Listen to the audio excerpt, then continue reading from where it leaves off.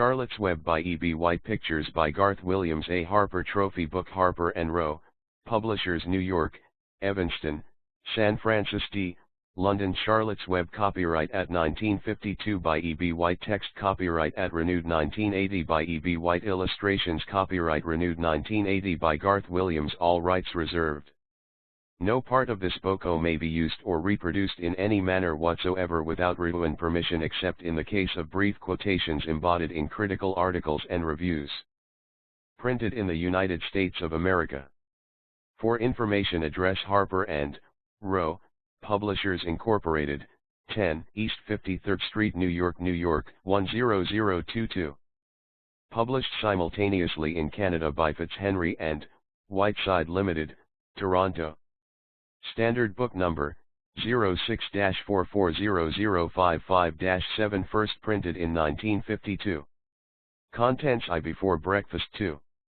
Wilbur 3. Escape 4. Loneliness v. Charlotte 6. Summer Days 7. Bad News 8. 9x. A Talk at Home. Wilbur's Boast and Explosion 11. The Miracle 12. A Meeting 13. Good Progress 14. Dr. Dorian 15. The Crickets 16. Off to the Fair 17. Uncle 18. The Cool of the Evening 19. XX The Exact Hour of Triumph XXI. Last Day XXII. A Warm Wind 8 IJZ, J2 42 48 52 55 66 77 86 92 105 IIJ 118 LJOIJ 8 144 155 163 172. Charlotte's Web. Chapter 1. Before breakfast. Here's Papa going with that axe, said Fern to her mother as they were setting the table for breakfast. Out to the hog house, replied Mrs. Arable. Some pigs were born last night. I don't see why he needs an axe, continued Fern, who was only 8. Well, said her mother, one of the pigs is a runt. It's very small and weak, and it will never amount to anything. So your father has decided to do away with it? Do away with it, shrieked Fern. You mean kill it? Just because it's smaller than the others. Mrs. Arable put a pitcher of cream on the table. Don't yell, Fern, she said. Your father is right. The pig would probably die anyway. Fern pushed a chair out of the way and ran outdoors. The grass was wet and the earth smelled of springtime. Fern's sneakers were sopping by the time she caught up with her father. Please don't kill it, she sobbed. It's unfair. Mr. Arable stopped walking. Fern, he said gently, you will have to learn to control yourself. Control myself, yelled female. This is a matter of life and death, and you talk about controlling myself. Before breakfast 3 tears ran down her cheeks and she took hold of the axe and tried to pull it out of her father's hand. Fern, said Mr. Arable, I know more about raising a litter of pigs than you do. A weakling makes trouble. Now run along. But it's unfair, cried Fern. The pig couldn't help being born small, could it? If I had been very small at birth, would you have killed me? Mr. Arable smiled. Certainly not, he said, looking down at his daughter with love. But this is different. A little girl is one thing, a little runty pig is another. I see no difference, replied Fern, still hanging onto the axe. This is the most terrible case of injustice I ever heard of. A queer look came over John Arable's face.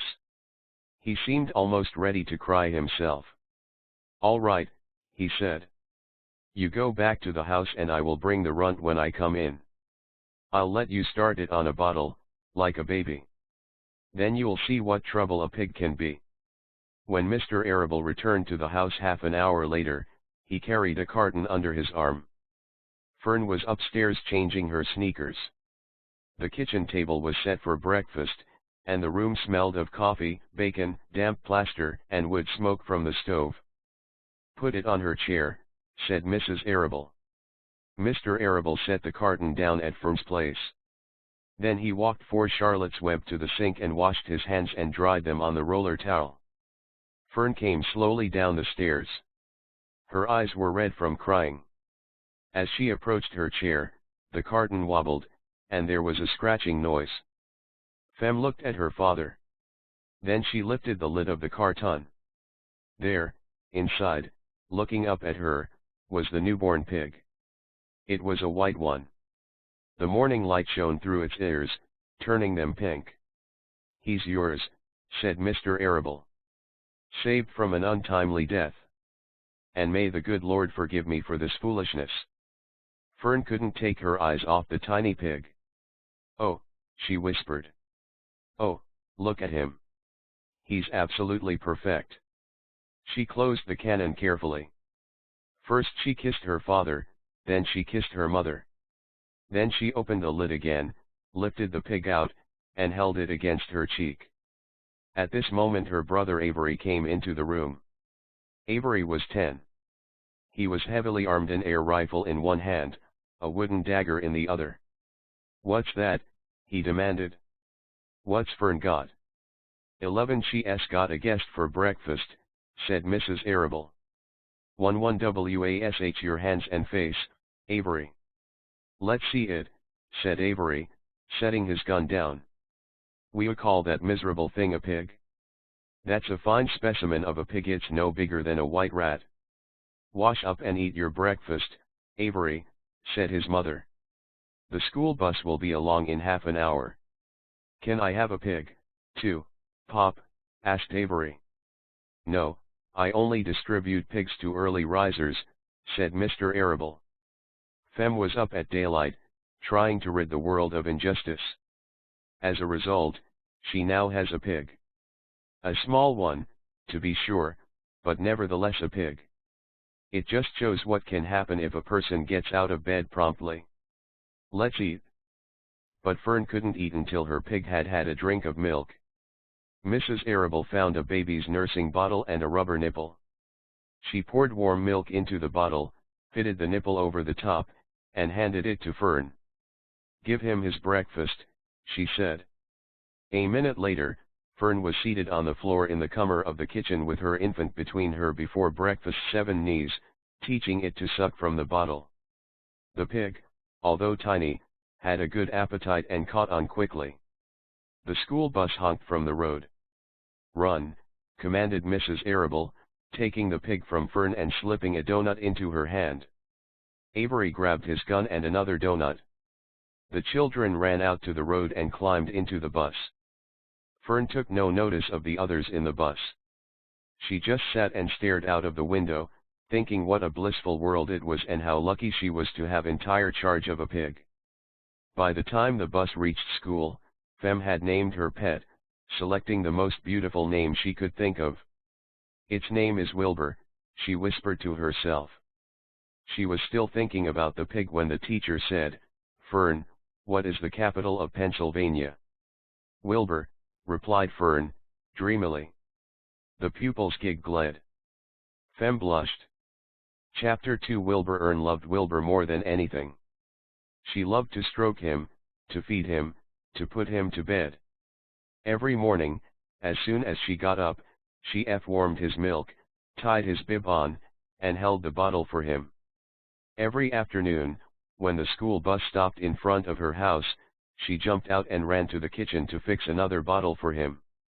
She fed him again at supper time, and again just before going to bed. Mrs. Arable gave him a feeding around noontime each day, when Fern was away in school. Wilbur loved his milk, and he was never happier than when Fern was wanning up a bottle for him. He would stand and gaze up at her with adoring eyes. For the first few days of his life, Wilbur was allowed to live in a box near the stove in the kitchen. Then, when Mrs. Arable complained, he was moved to a big box in the woodshed. At 2 weeks of age, he was moved outdoors. It was apple blossom time, and the days were getting warmer. Mr. Arable fixed a small yard specially for Wilbur under an apple tree, and Wilbur 9 gave him a large wooden box full of straw, with a doorway cut in it so he could walk in and out as he pleased. "Won't he be cold at night?" Asked female. No, said her father. You watch and see what he does. Carrying a bottle of milk, Fern sat down under the apple tree inside the yard. Wilbur ran to her and she held the bottle for him while he sucked. When he had finished the last drop, he grunted and walked sleepily into the box. Fern peered through the door. Wilbur was poking the straw with his snout. In a short time he had dug a tunnel in the straw. He crawled into the tunnel and disappeared from sight, completely covered with straw. Fern was enchanted. It relieved her mind to know that her baby would sleep covered up, and would stay warm. 10 Charlotte's Web. Every morning after breakfast, Wilbur walked out to the road with Fern and waited with her till the bus came. She would wave goodbye to him, and he would stand and watch the bus until it vanished around a turn. While Fern was in school, Wilbur was shut up inside his yard. But as soon as she got home in the afternoon, she would take him out and he would follow her around the place. If she went into the house, Wilbur went, too. If she went upstairs, Wilbur would wait at the bottom step until she came down again. If she took her doll for a walk in the doll carriage, Wilbur followed along. Sometimes, on these journeys, Wilbur would get tired, and Fern would pick him up and put him in the carriage alongside the doll. He liked this. And if he was very tired, he would close his eyes and go to sleep under the doll's blanket. He looked cute when his eyes were closed, because his lashes were so long. The doll would close her eyes, too, and Fern would wheel the carriage very slowly and smoothly so as not to wake her infants. One warm afternoon, Fern and Avery put on bathing suits and went down to the brook for a swim. Wilbur tagged along at Fern's heels. When she waded into the brook, Wilbur waded in with her. He found the water quite cold, too cold for his liking. So while the children swam and played and splashed water at each other, Wilbur amused himself in the mud along the edge of the brook, where it was wet and moist and delightfully sticky and oozy. Every day was a happy day, and every night was peaceful. Wilbur was what farmers call a spring pig, which simply means that he was born in springtime. When Charlotte's Web was 5 weeks old, Mr. Arable said he was now big enough to sell, and would have to be sold. Fern broke down and wept. But her father was fin about it. Wilbur's appetite increased, he was beginning to eat scraps of food in addition to milk. Mr. Arable was not willing to provide for him any longer. He had already sold Wilbur's 10 brothers and sisters. He's got to go, Fern, he said. You have had your fun raising a baby pig, but Wilbur is not a baby any longer and he has got to be sold. Call up the Zuckermans, suggested Mrs. Arable to Fern. Your Uncle Homer sometimes raises a pig. And if Wilbur goes there to live, you can walk down the road and visit him as often as you like. How much money should I ask for him? Fern wanted to know. Well, said her father, he's a runt. Tell your Uncle Homer you've got a pig you'll sell for $6, and see what he says. It was soon arranged. Fern phoned and got her Aunt Edith, and her Aunt Edith hollered for Uncle Homer, and Uncle Homer came in from the BAM and talked to Fern. When he heard that the price was only $6, he said he would buy the pig. Next day Wilbur was taken from his home under the apple tree and went to live in a manure pile in the cellar of Zuckerman's BAM.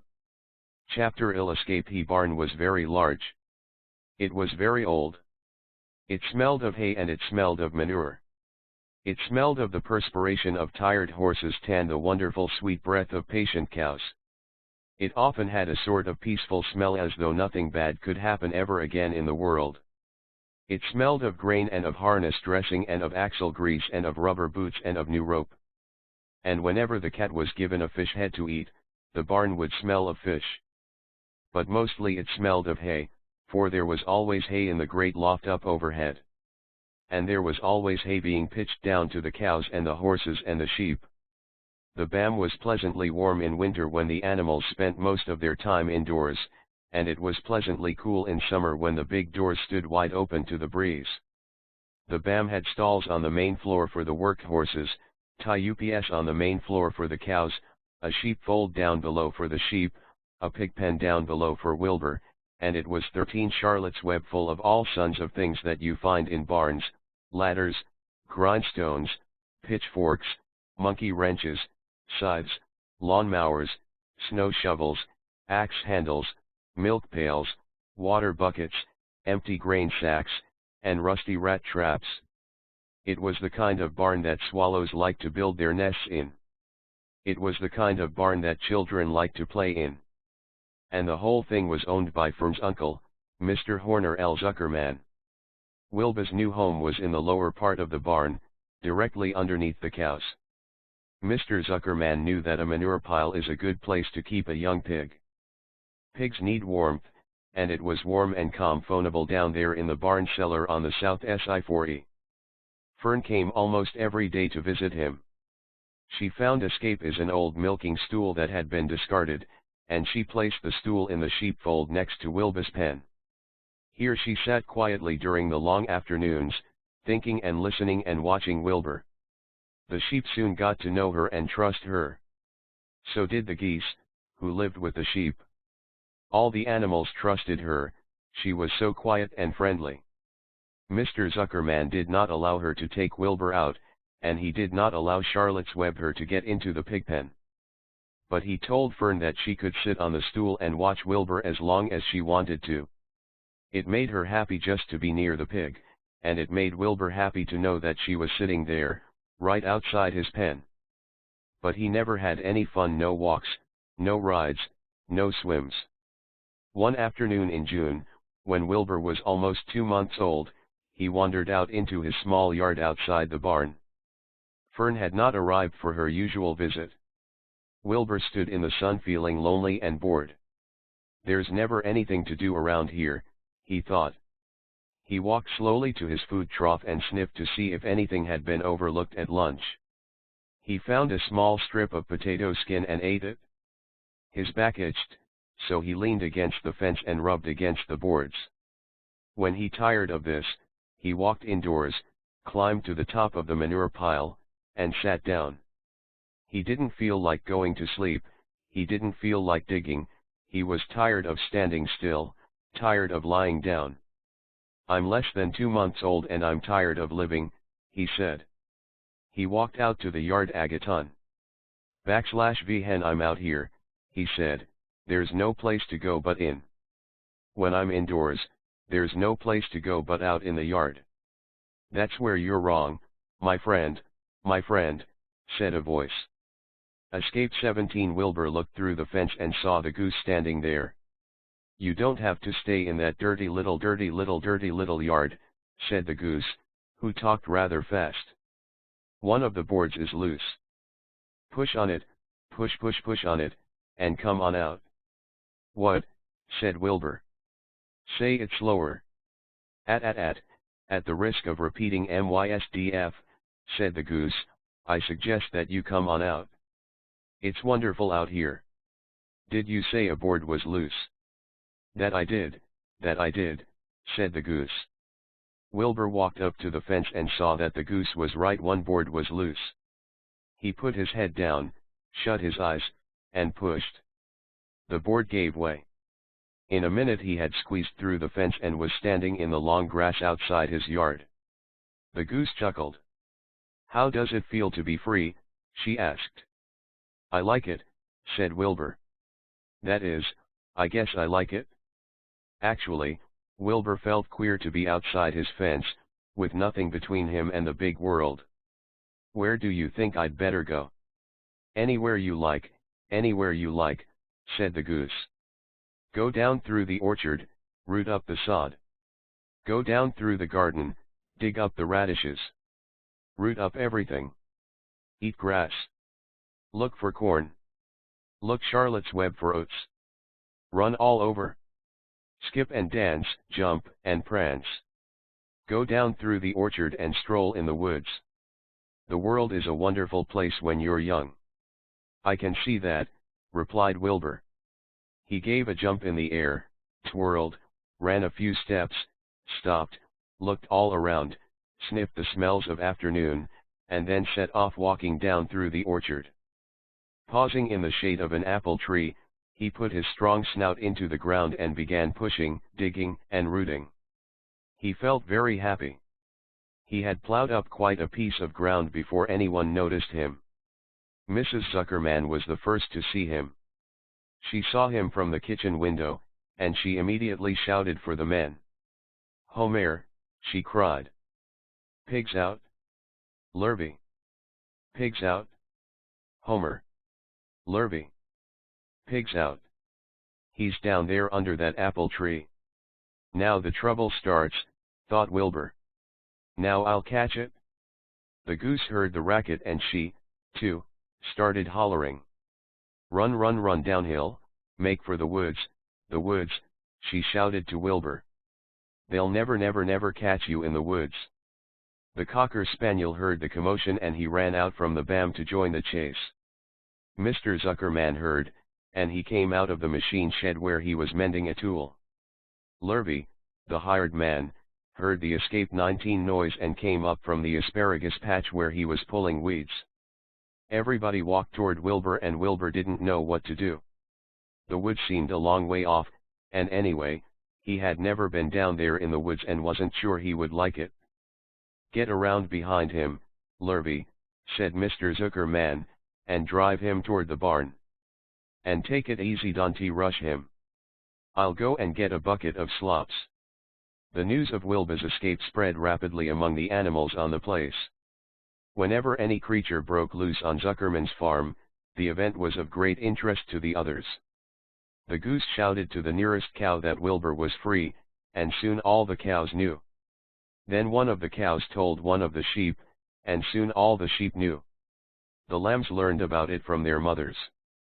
The horses, in their stalls in the barn, pricked up their ears when they heard the goose hollering, and soon the horses had caught on to what was happening. "Wilbur's out," they said. Every animal stirred and lifted its head and became excited to know that one of his friends had got free and was no longer penned up or tied fast. Wilbur didn't know what to do or which way to run. It seemed as though everybody was after him. "If this is what it's like to be free," he thought, "I believe I'd rather be penned up in my own yard." The cocker spaniel was sneaking up on him from one side, Lurvy the hired man was sneaking up on him from the other side. Mrs. Zuckerman stood ready to head him off if he started for the garden, and now Mr. Zuckerman was coming down toward him carrying a pail. "This is really awful," thought Wilbur. "Why doesn't Fern come?" He began to cry.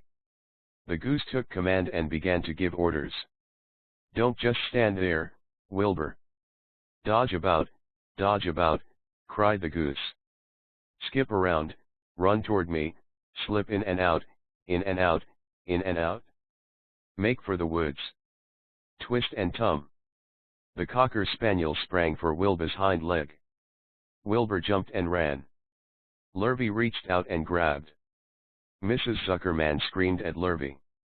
The goose cheered for Wilbur. Wilbur dodged between escape two Lurvy's legs. Lurvy missed Wilbur and grabbed the spaniel instead. nicely done," cried the goose. Try it again." "Run downhill," suggested the cows. "Run toward me," yelled the gander. "Run uphill," cried the sheep. "Turn and twist," honked the goose. "Jump and dance," said the rooster. 22 Charlotte's Web. "Look out for Lurvy," called the cows. "Look out for Zuckerman," yelled the gander. "Watch out for the dog," cried the sheep. Listen to me," screamed the goose. Poor Wilbur was dazed and frightened by this hullabaloo. He didn't like being the center of all this fuss. He tried to follow the instructions his friends were giving him, but he couldn't run downhill and uphill at the same time, and he couldn't turn and twist when he was jumping and dancing, and he was crying so hard he could barely see anything that was happening. After all, Wilbur was a very young pig, not much more than a baby, really. He wished Fern were there to take him in her arms and comfort him.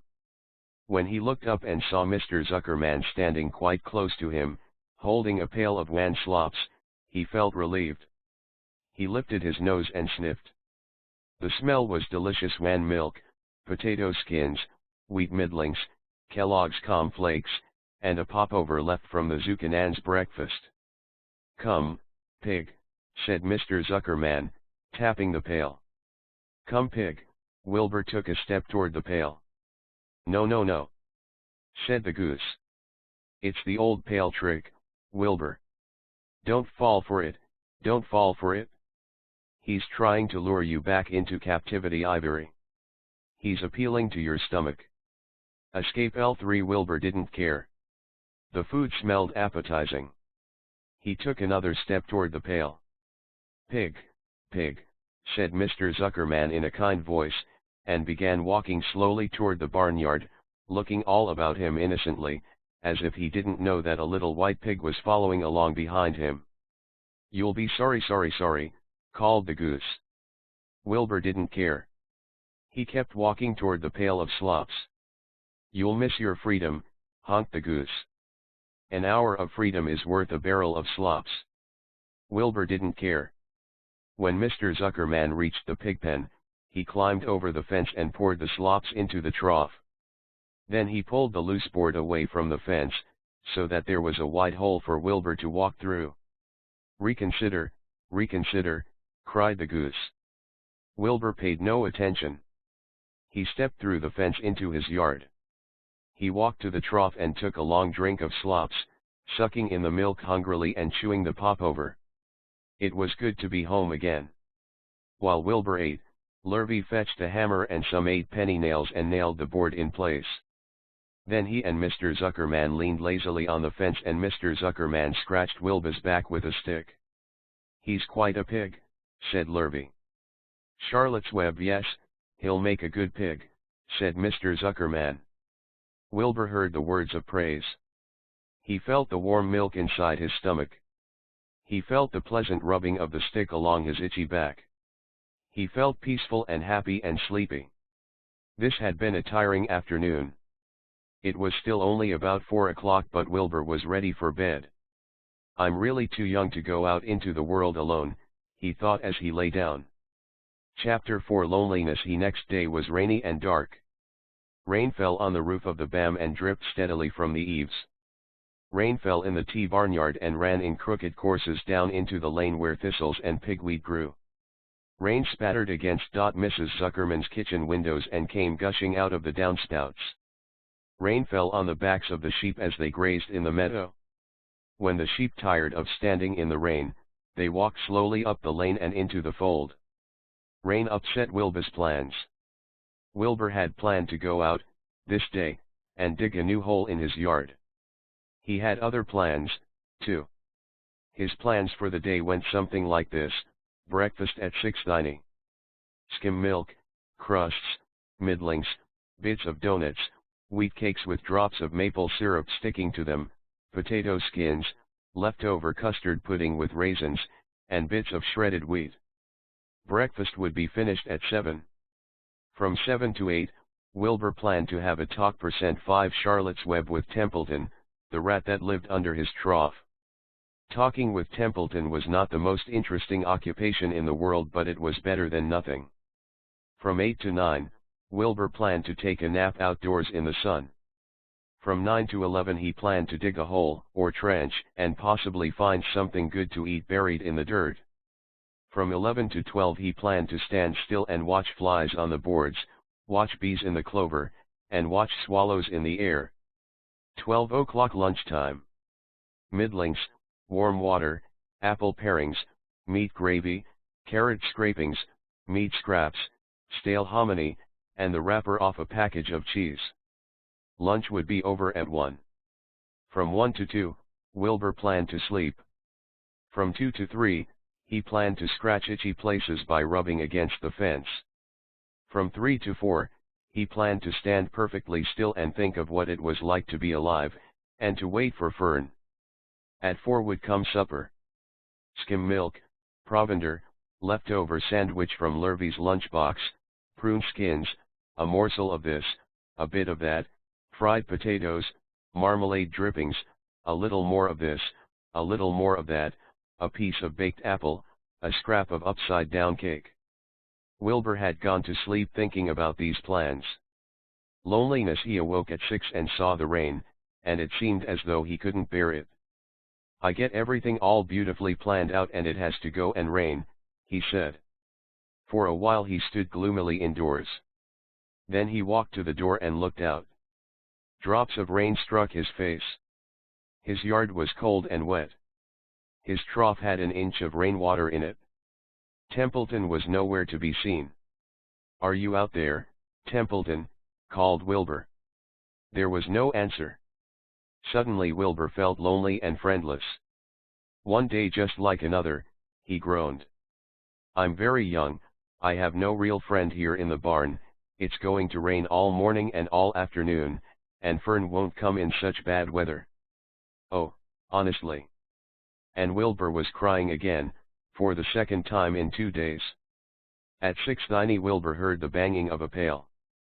Lurvy was standing outside in the rain, stirring up breakfast. "Kman, pig," said Lurvy. Wilbur did not budge. Lurvy dumped the slops, scraped the pail, and walked away. He noticed that something was wrong with the pig. Wilbur didn't want food, he wanted love. He wanted a friend, someone who would play with him. He mentioned this to the goose, who was sit Charlotte's Web quietly in a corner of the sheepfold. "Will you come over and play with me?" he asked. "Sorry, Sonny, sorry," said the goose. "I'm sitting on my eggs. 8 of them. Got to keep them toasty warm. I have to stay right here, I'm no flibberty-ibberty-gibbet. I do not play when there are eggs to hatch.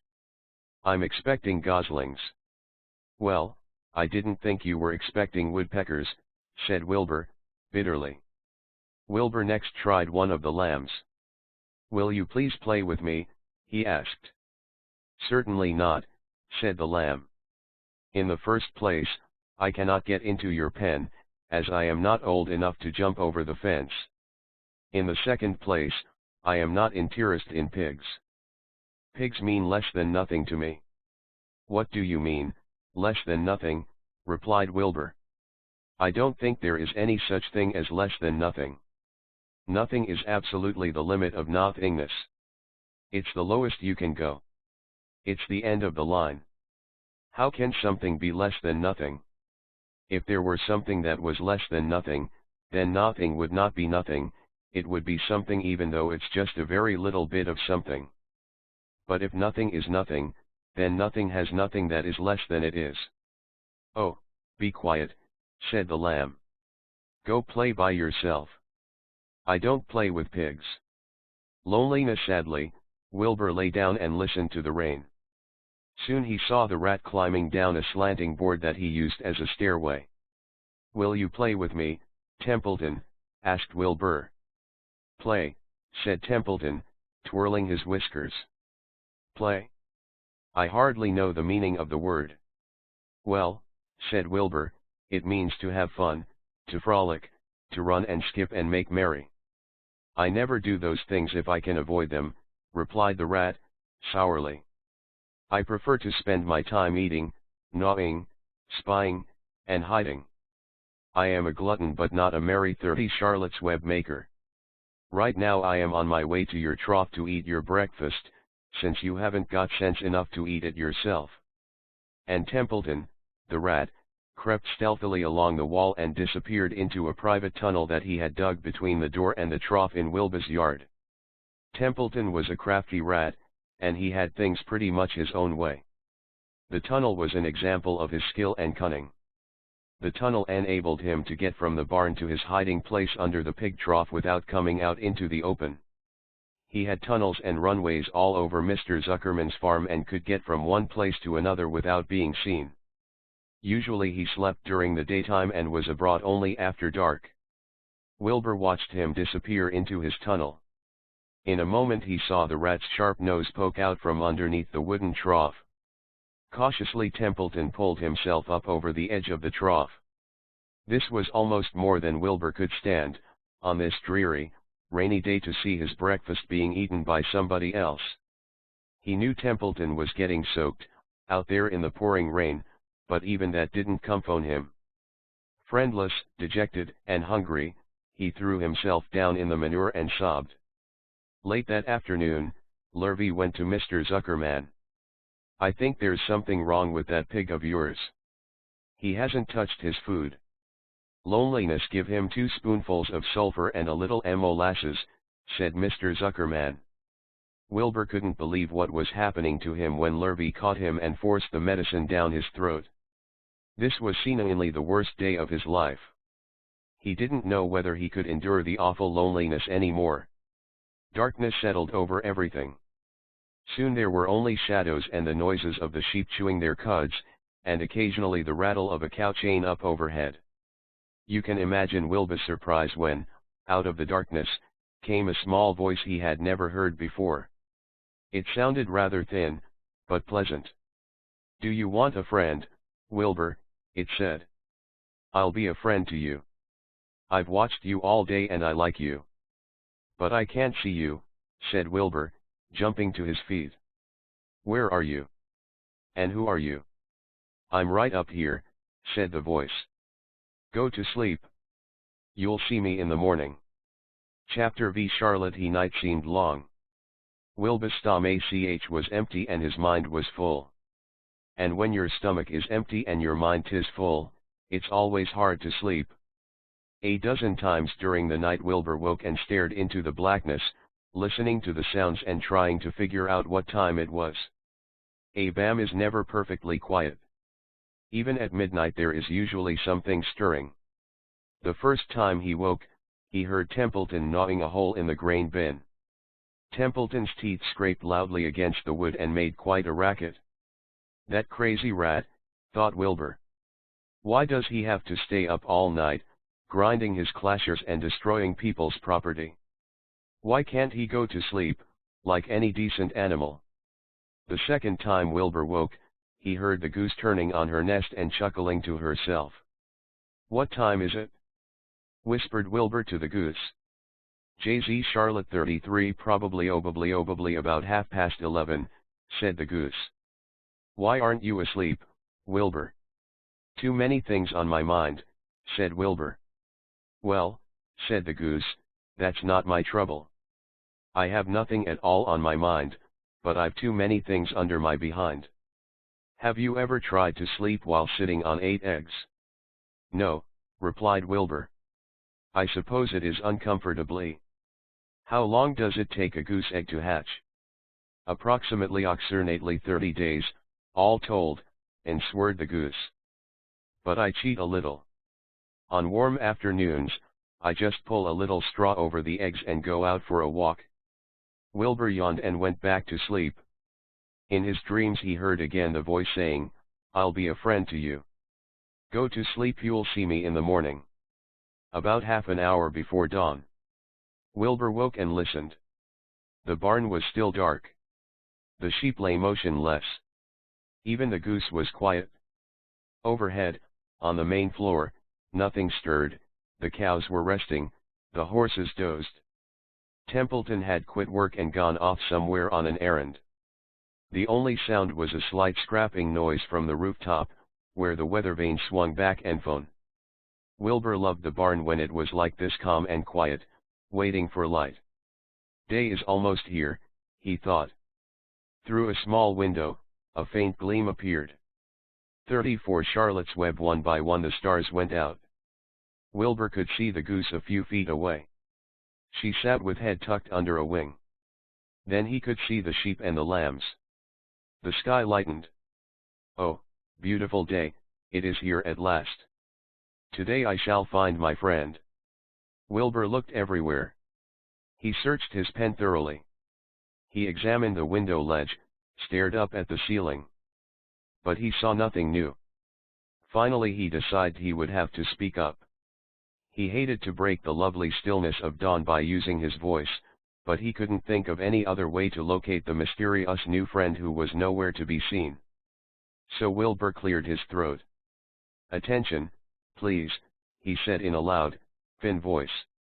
"Will the party who addressed me at bedtime last night kindly make himself or herself known by giving an appropriate sign or signal?" Wilbur paused and listened. All the other animals lifted their heads and stared at him. Wilbur blushed. But he was determined to get in touch with his unknown friend. "Attention, please," he said. "I will repeat the message. Will the party who addressed me at bedtime last night kindly speak up? Please tell me where you are, if you are my friend." The sheep looked at each other in disgust. "Charlotte 35, stop your nonsense, Wilbur," said the oldest sheep. "If you have a new friend here, you are probably disturbing his rest, and the quickest way to spoil a friendship is to wake somebody up in the morning before he is ready. How can you be sure your friend is an early riser?" "I beg everyone's pardon," whispered Wilbur. "I didn't mean to be objectionable." He lay down meekly in the manure, facing the door. He did not know it, but his friend was very near. And the old sheep was right, the friend was still asleep. Soon Lurvy appeared with slops for breakfast. Wilbur rushed out, ate everything in a hurry, and licked the trough. The sheep moved off down the lane, the gander waddled along behind them, pulling grass. And then, just as Wilbur was settling down for his morning nap, he heard again the thin voice that had addressed him the night before. "Salutations," said the voice. Wilbur jumped to his feet. "Saluwat," he cried. "Salutations," repeated the voice. "What are they, and where are you?" screamed Wilbur. "Please, please, tell me where you are. And what are salutations?" "Salutations are greetings," said the voice. "When I say salutations, it's just my fancy way of saying hello or good morning. Actually, it's a silly expression, and Charlotte's Web, I am surprised that I used it at all. As for my whereabouts, that's easy. Look up here in the corner of the doorway. Here I am. Look, I'm waving." At last Wilbur saw the creature that had spoken to him in such a kindly way. Stretched across the upper part of the doorway was a big spider web, and hanging Charlotte 37 from the top of the web, head down, was a large gray spider. She was about the size of a gumdrop. She had 8 legs, and she was waving one of them at Wilbur in friendly greeting. "See me now?" she asked. "Oh, yes indeed," said Wilbur. "Yes indeed. How are you?" "Good morning." "Salutations. Very pleased to meet you. What is your name, please? May I have your name?" "My name," said the spider, "is Charlotte." "Charlotte what?" asked Wilbur, eagerly. "Charlotte a Cavatica. But just call me Charlotte." "I think you're beautiful," said Wilbur. "Well, I am pretty," replied Charlotte. "There's no denying that. Almost all spiders are rather nice looking. I'm not as flashy as some, but I'll do. I wish I could see you, Wilbur, as clearly as you can see me." "Why can't you?" asked the pig. "I'm right here." "Yes, but I'm nearsighted," replied Charlotte. "I've always been dreadfully nearsighted. It's good in some ways, not so good in others.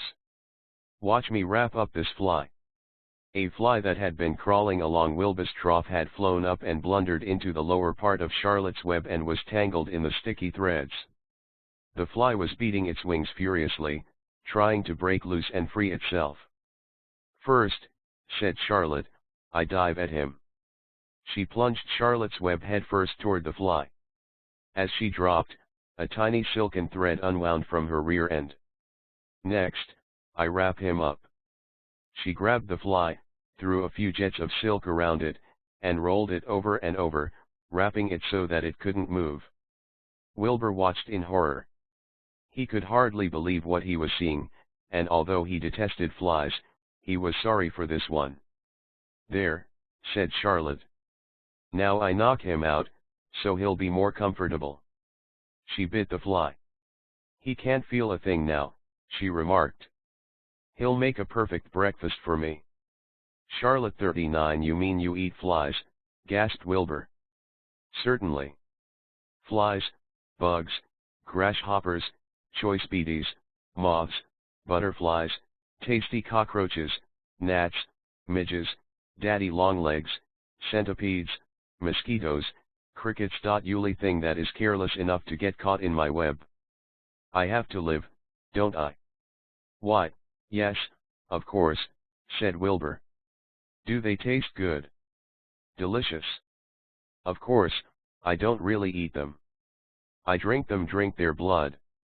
I love blood, said Charlotte, and her pleasant, thin voice grew even thinner and more pleasant. Don't say that, groaned Wilbur. Please don't say things like that. Why not?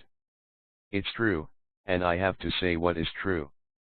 I am not entirely happy about my diet of flies and bugs, but it's the way I'm made. A spider has to pick up a living somehow or other, and I happen to be a trapper. I just naturally build a web and trap flies and other insects. My mother was a trapper before me.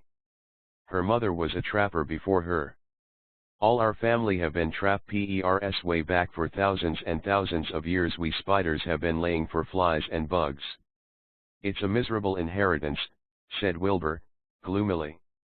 He was sad because his new friend was so bloodthirsty. Yes, it is, agreed Charlotte. But I can't help it. I don't know how the first spider in the early days of the Charlotte's Web world happened to think up this fancy idea of spinning a web, but she did, and it was clever of her, too. And since then, all of us spiders have had to work the same trick. It's not a bad pitch, on the whole. It's cruel, replied Wilbur, who did not intend to be argued out of his position. Well, you can't talk, said Charlotte. You have your meals brought to you in a pail. Nobody feeds me. I have to get my own living. I live by my wits. I have to be sharp and clever, lest I go hungry. I have to think things out, catch what I can, take what comes. And it just so happens, my friend, that what comes is flies and insects and bugs.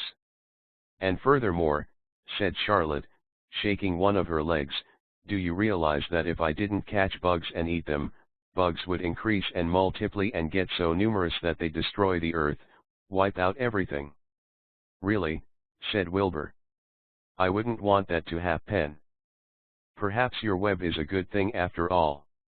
The goose had been listening to this conversation and chuckling to herself. There are a lot of things Wilbur doesn't know about life, she thought. He's really a very innocent little pig. He doesn't even know what's going to happen to him around Christmas time. He has no idea that Mr. Zuckerman and Lurvy are plotting to kill him. And the goose raised herself a bit and poked her eggs a little further under her so that they would Charlotte receive the full heat from her wan body and soft feathers.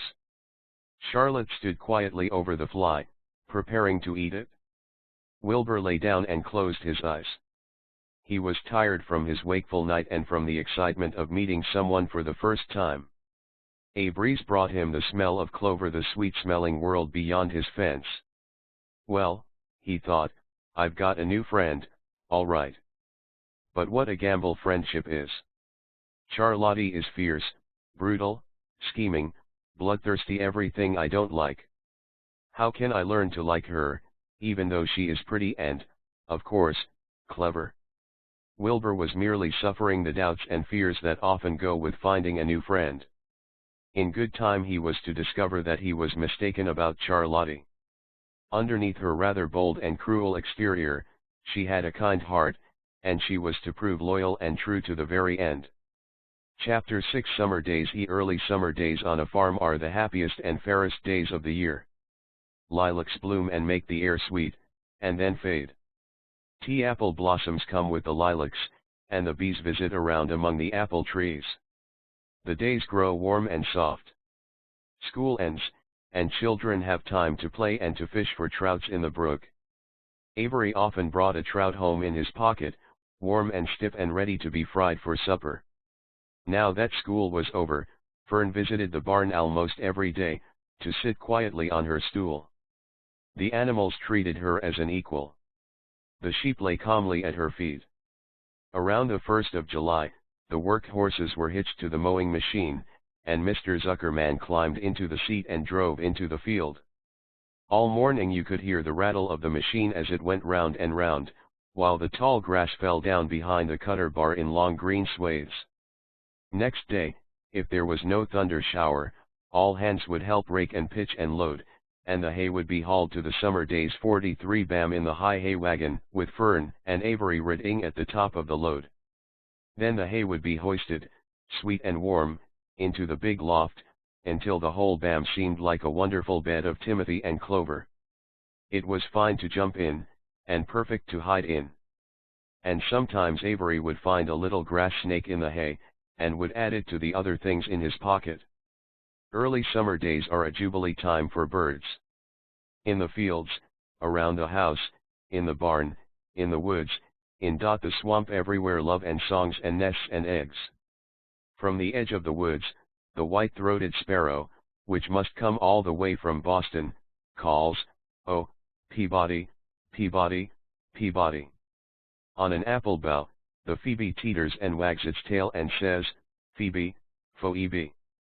The song sparrow, who knows how brief and lovely life is, says, "Sweet, sweet, sweet interlude, sweet, sweet, sweet interlude." If you enter the barn, the swallows swoop down from their nests and scold. "Cheeky, cheeky," they say. In early summer there are plenty of things for a child to eat and drink and suck and chew. Dandelion stems are full of milk, clover heads are loaded with nectar, the Frigidaire is full of ice-cold drinks. Everywhere you look is life, even the little ball of spit on the weed stalk, if you poke it open, has a green worm inside it.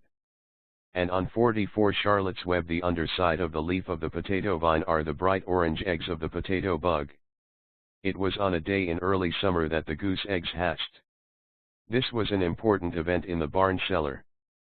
Fern was there, sitting on her stool, when it happened. Except for the goose herself, Charlotte was the first to know that the goslings had at last arrived. The goose knew a day in advance that they were coming. She could hear their weak voices calling from inside the egg. She knew that they were in a desperately cramped position inside the shell and were most anxious to break through and get out. So she sat quite still, and talked less than usual. When the first gosling poked its gray-green head through the goose's feathers and looked around, Charlotte spied it and made the announcement. "I am sure," she said, "that every one of us here will be gratified to learn that after 4 weeks of unremitting effort and patience on the pen of our friend the goose, she now has something to show for it. The goslings have arrived. May I offer my sincere congratulations?" "Thank you, thank you, thank you," said the goose, nodding and bowing shamelessly. "Thank you," said the gander. "Congratulations," shouted Wilbur. "How many goslings are there?" "I can only see one." "Summer days 45 there are 7, said the goose. "Fine," said Charlotte. 7 is a lucky number." "Luck had nothing to do with this," said the goose. "It was good management and hard work." At this point, Turnpleton showed his nose from his hiding place under Wilbur's trough. He glanced at Fern, then crept cautiously toward the goose, keeping close to the wall. Everyone watched him, for he was not well liked, not trusted. "Look," he began in his sharp voice, "you say you have 7 goslings. There were 8 eggs. What happened to the other egg? Why didn't it hatch?" "It's a dud, I guess," said the goose. "What are you going to do with it?" continued Templeton, his little round beady eyes fixed on the goose. "You can have it," replied the goose. "Roll it away and add it to that nasty collection of yours." Templeton had a habit of picking up unusual objects around the farm and storing them in his horn. He saved everything. "Certainly, inanely certainly," said the gander. "You may have the egg. But I'll tell you one thing, Templeton, if I ever catch you poking your ugly nose around our goslings, I'll give you the worst pounding a rat ever took." And the gander opened his strong wings and beat the air with them to show his power. He was strong and brave, but the truth is, both the goose and the gander were worried about Templeton. And with good reason. The rat had no morals, no conscience, no scruples, no consideration, no decency, no milk of rodent kindness, no compunctions, no higher feeling, no friendliness, no anything. He would kill a gosling if he could get away with it. The goose knew that. Everybody knew it. Summer Days 47. With her broad bill, the goose pushed the unhatched egg out of the nest, and the entire company watched in disgust while the rat rolled it away. Even Wilbur, who could eat almost anything, was appalled. "Imagine wanting a junky old rotten egg," he muttered. "A rat is a rat," said Charlotte. She laughed a tinkling little laugh.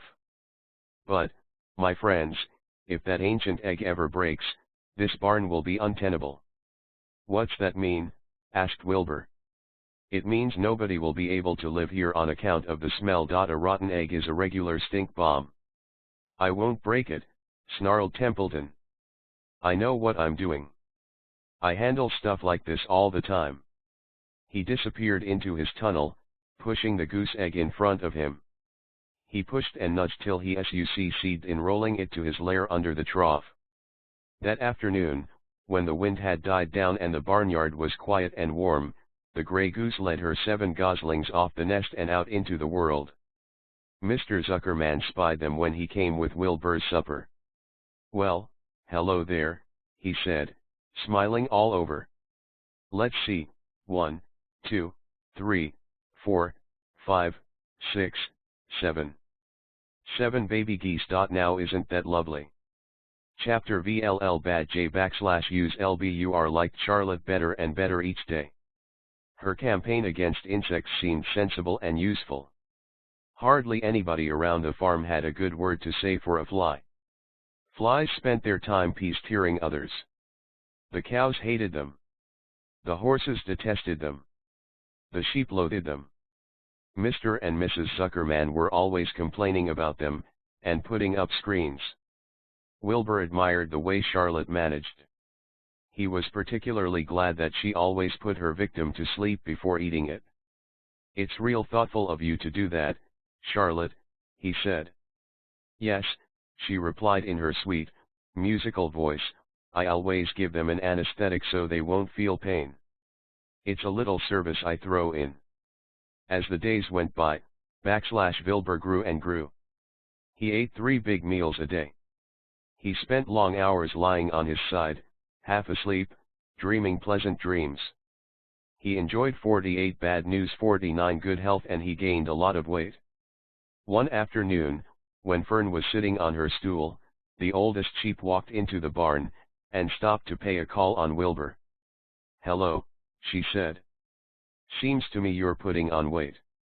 "Yes, I guess I am," replied Wilbur. "At my age it's a good idea to keep gaining." "Just the same, I don't envy you," said the old sheep. "You know why they're fattening you up, don't you?"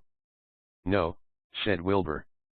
"Well, I don't like to spread bad news," said the sheep, "but they're fattening you up because they're going to kill you, that's why." "They're going to what?" screamed Wilbur. Fern grew rigid on her stool. "Kill you. Turn you into smoked bacon and ham," continued the old sheep. "Almost all young pigs get murdered by the farmer as soon as the real cold weather sets in. There's a regular conspiracy around here to kill you at Christmas time. Everybody is in the plot, Lurvy, Zuckerman, even John Arable." "Mr. Arable," sobbed Wilbur. "Fern's father. Sina Inley. When a pig is to be butchered, everybody helps. I'm an old sheep and I see the same thing, same old business, year after year. Arable arrives with his Z. Shoots the. So Charlotte's web stop," screamed Wilbur. "I don't want to die. Save me, somebody. Save me." Fern was just about to jump up when a voice was heard. "Be quiet, Wilbur," said Charlotte, who had been listening to this awful conversation. "I can't be quiet," screamed Wilbur, racing up and down. "I don't want to be killed. I don't want to die. Is it true what the old sheep says, Charlotte? Is it true they are going to kill me when the cold weather comes?" "Well," said the spider, plucking thoughtfully at her bad news web, "the old sheep has been around this barn a long time. She has seen many a spring pig come and go. If she says they plan to kill you, I'm sure it's true. It's also the deeniest trick I ever heard of. What people don't think of. Wilbur burst into tears. I don't want to die, he moaned. I want to stay alive, right here in my comfortable manure pile with all my friends. I want to breathe the beautiful air and lie in the beautiful Sunday. You're certainly making a beautiful noise, snapped the old sheep. I don't want to die, screamed Wilbur, throwing himself to the ground. You shall not die, said Charlotte, briskly. What? Really? Cried Wilbur. Who's going to save me? I am, said Charlotte. How? Asked Wilbur. That remains to be seen. But I am going to save you, and I want you to quiet down immediately. You're carrying on in a childish way. Stop your crying. I can't stand hysterics. Chapter 8. A Fawk at home. And Sunday morning Mr. and Mrs. Arable and Fem were sitting at breakfast in the kitchen.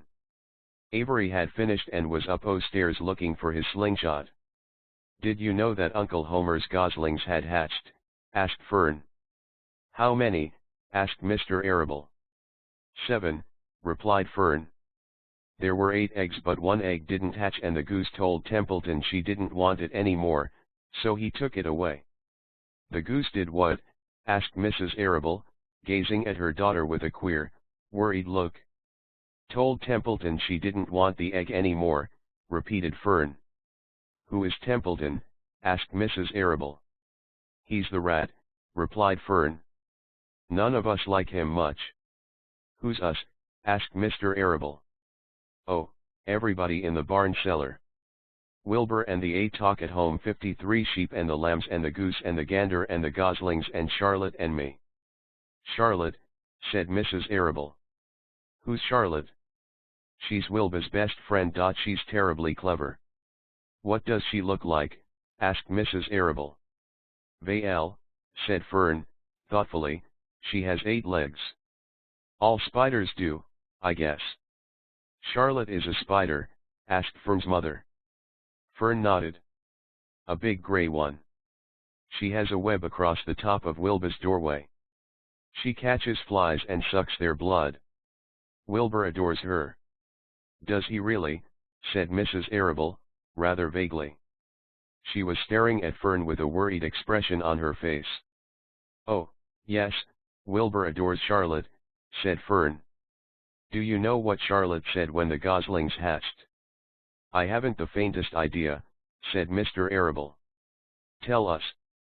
Well, when the first gosling stuck its little head out from under the goose, I was sitting on my stool in the corner and Charlotte was on her web.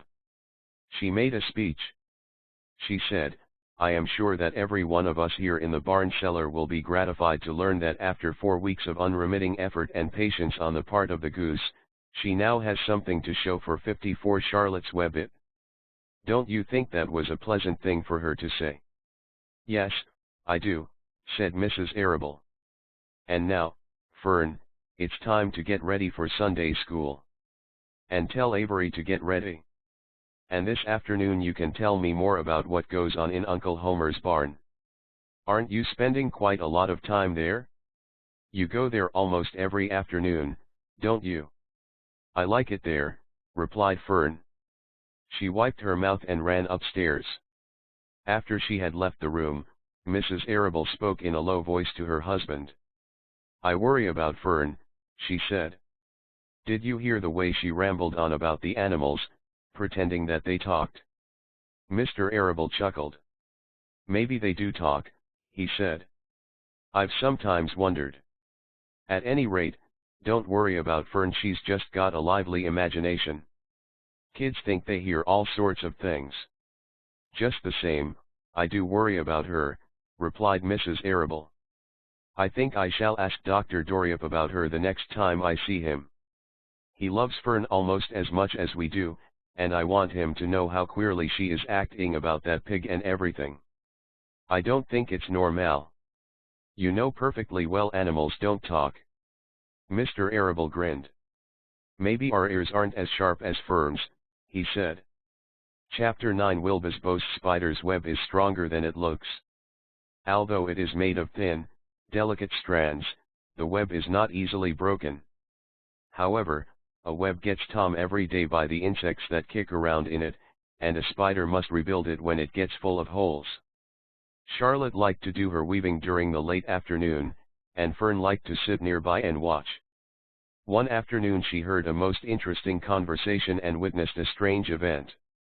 "You have awfully hairy legs, Charlotte," said Wilbur, as the spider busily worked at her task. "My legs are hairy for a good reason," replied Charlotte.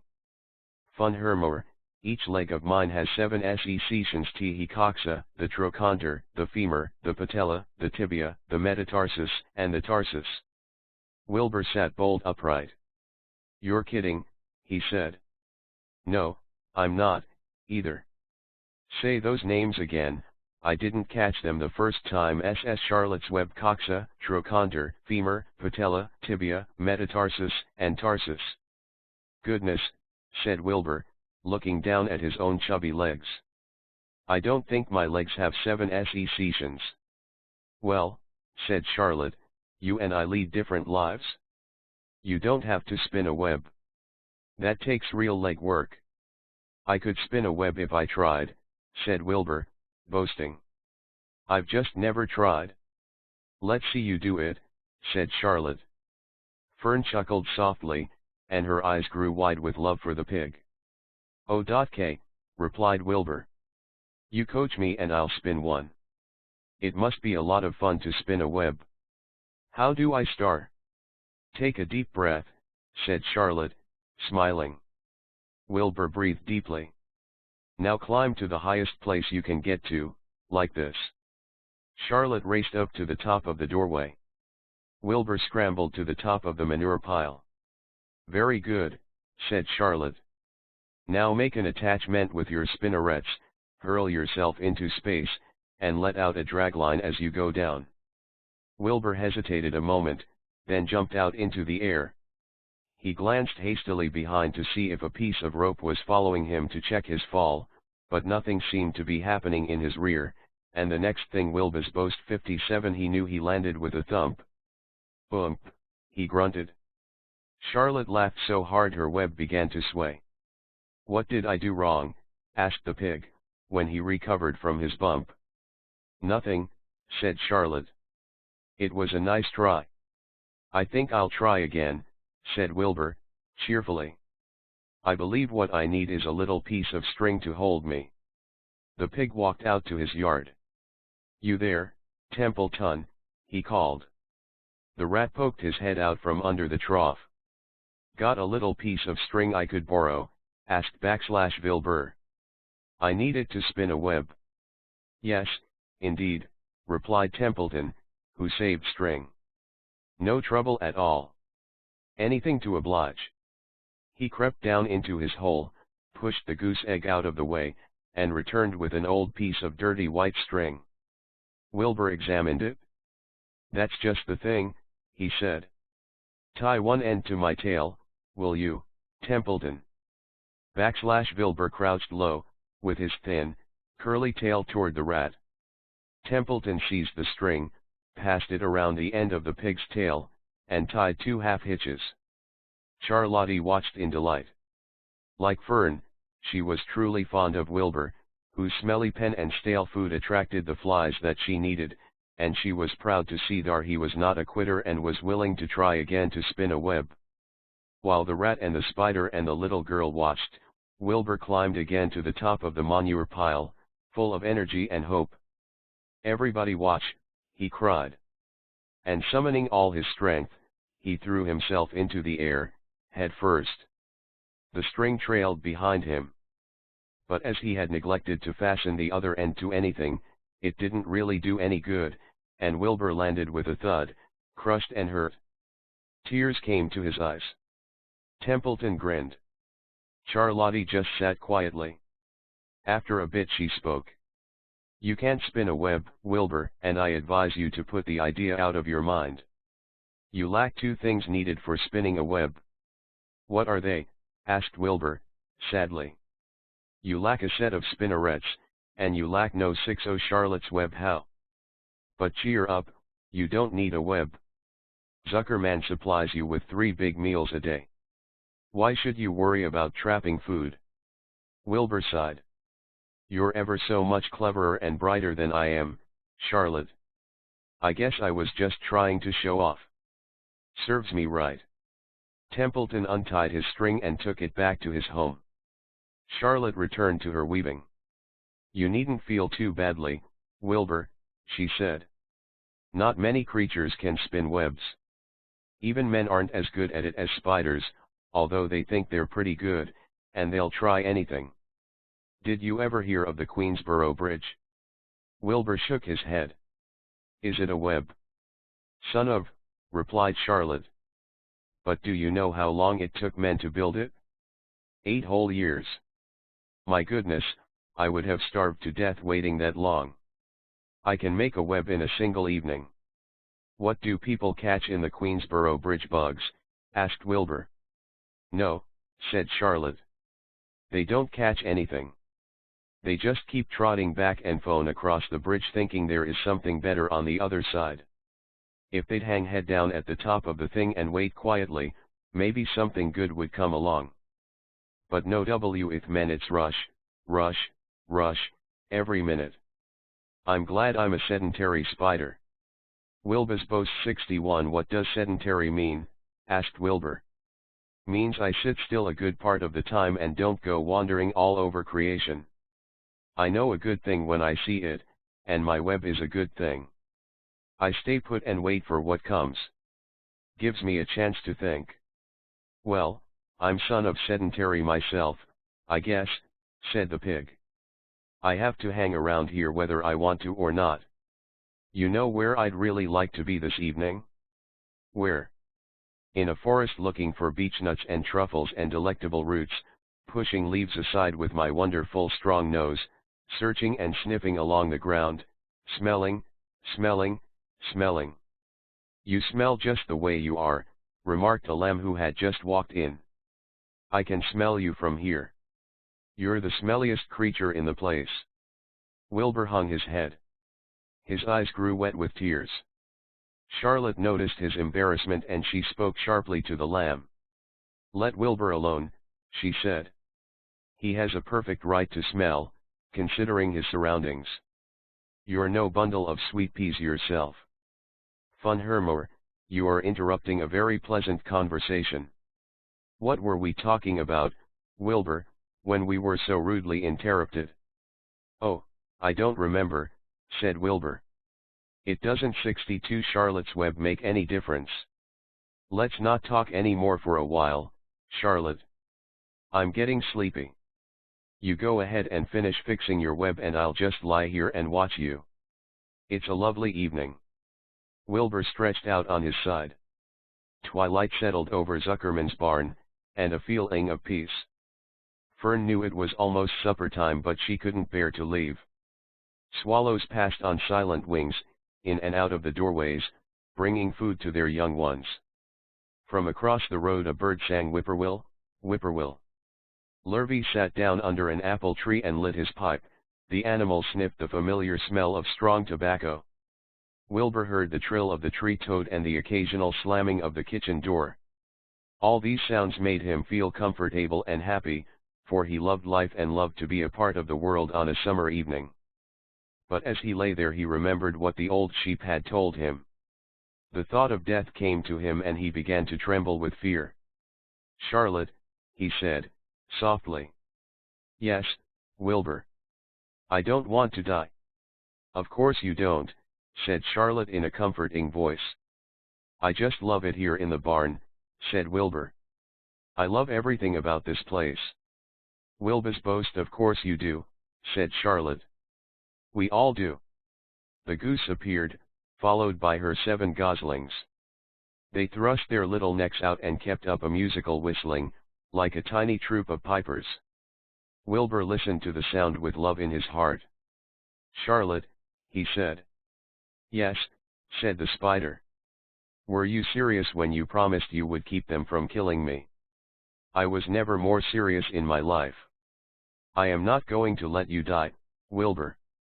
How are you going to save me? Asked Wilbur, whose curiosity was very strong on this point. Well, said Charlotte, vaguely, I don't really know. But I'm working on a plan. That's wonderful, said Wilbur. How is the plan coming, Charlotte? Have you got very far with it? Is it coming along pretty well? Wilbur was trembling again, but Charlotte was cool and collected. Oh, it's coming all right, she said, lightly. The plan is still in its early stages and hasn't completely shaped up yet, but I'm working on it. When do you work on it? Begged Wilbur. When I'm hanging head down at the top of my web. That's when I do my thinking, because then all the blood is in my head. I'd be only too glad to help in any way I can. Charlotte's web. Oh, I'll work it out alone, said Charlotte. I can think better if I think alone. All right, said Wilbur. But don't fail to let me know if there's anything I can do to help, no matter how slight.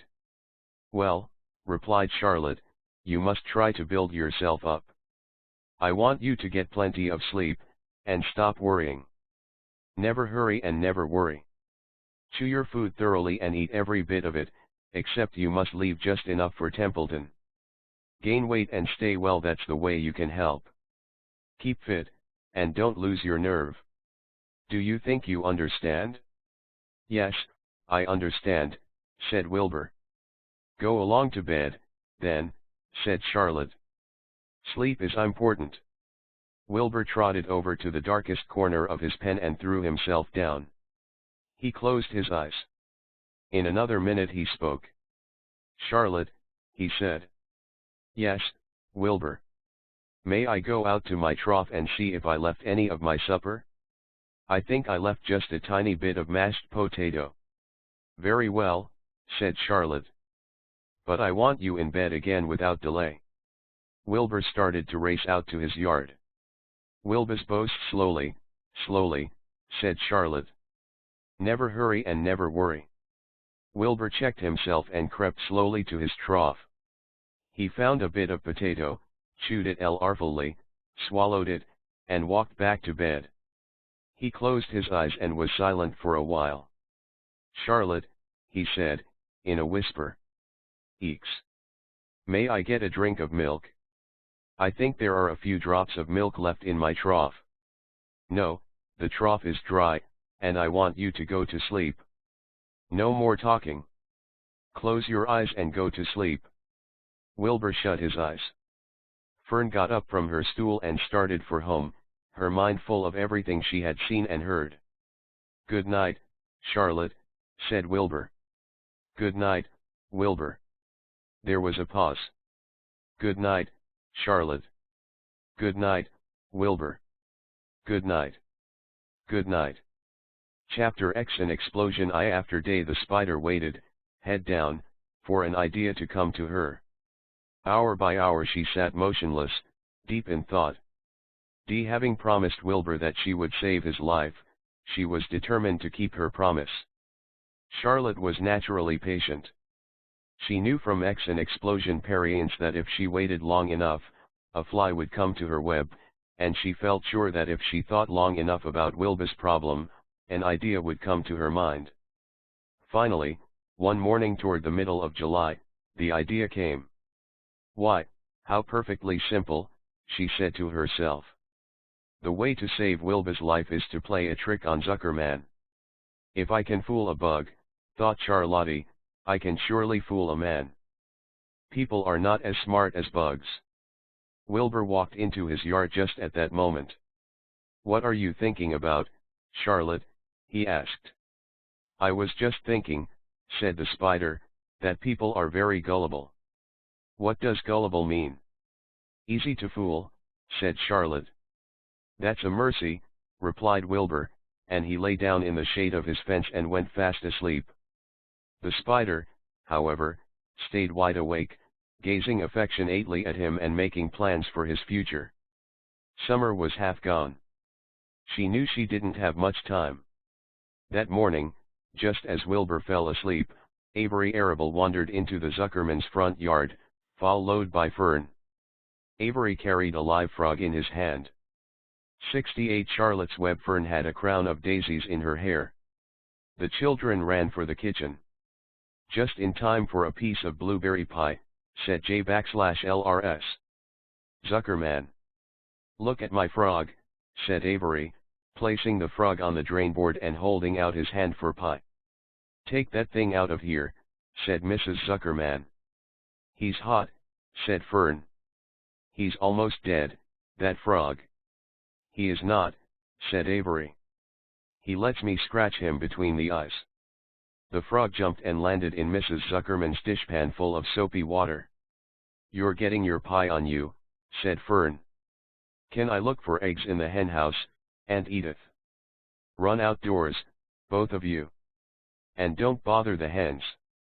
It's getting all over everything, shouted Fern. His pie is all over his front. Come on, frog, cried Avery. He scooped up his frog. The frog kicked, splashing soapy water onto the blueberry pie. Another crisis, groaned Fern. Let's swing in the swing, said Avery. The children ran to the barn. Mr. Zuckerman had the best swing in the county. It was a single long piece of heavy rope tied to the beam over the north doorway.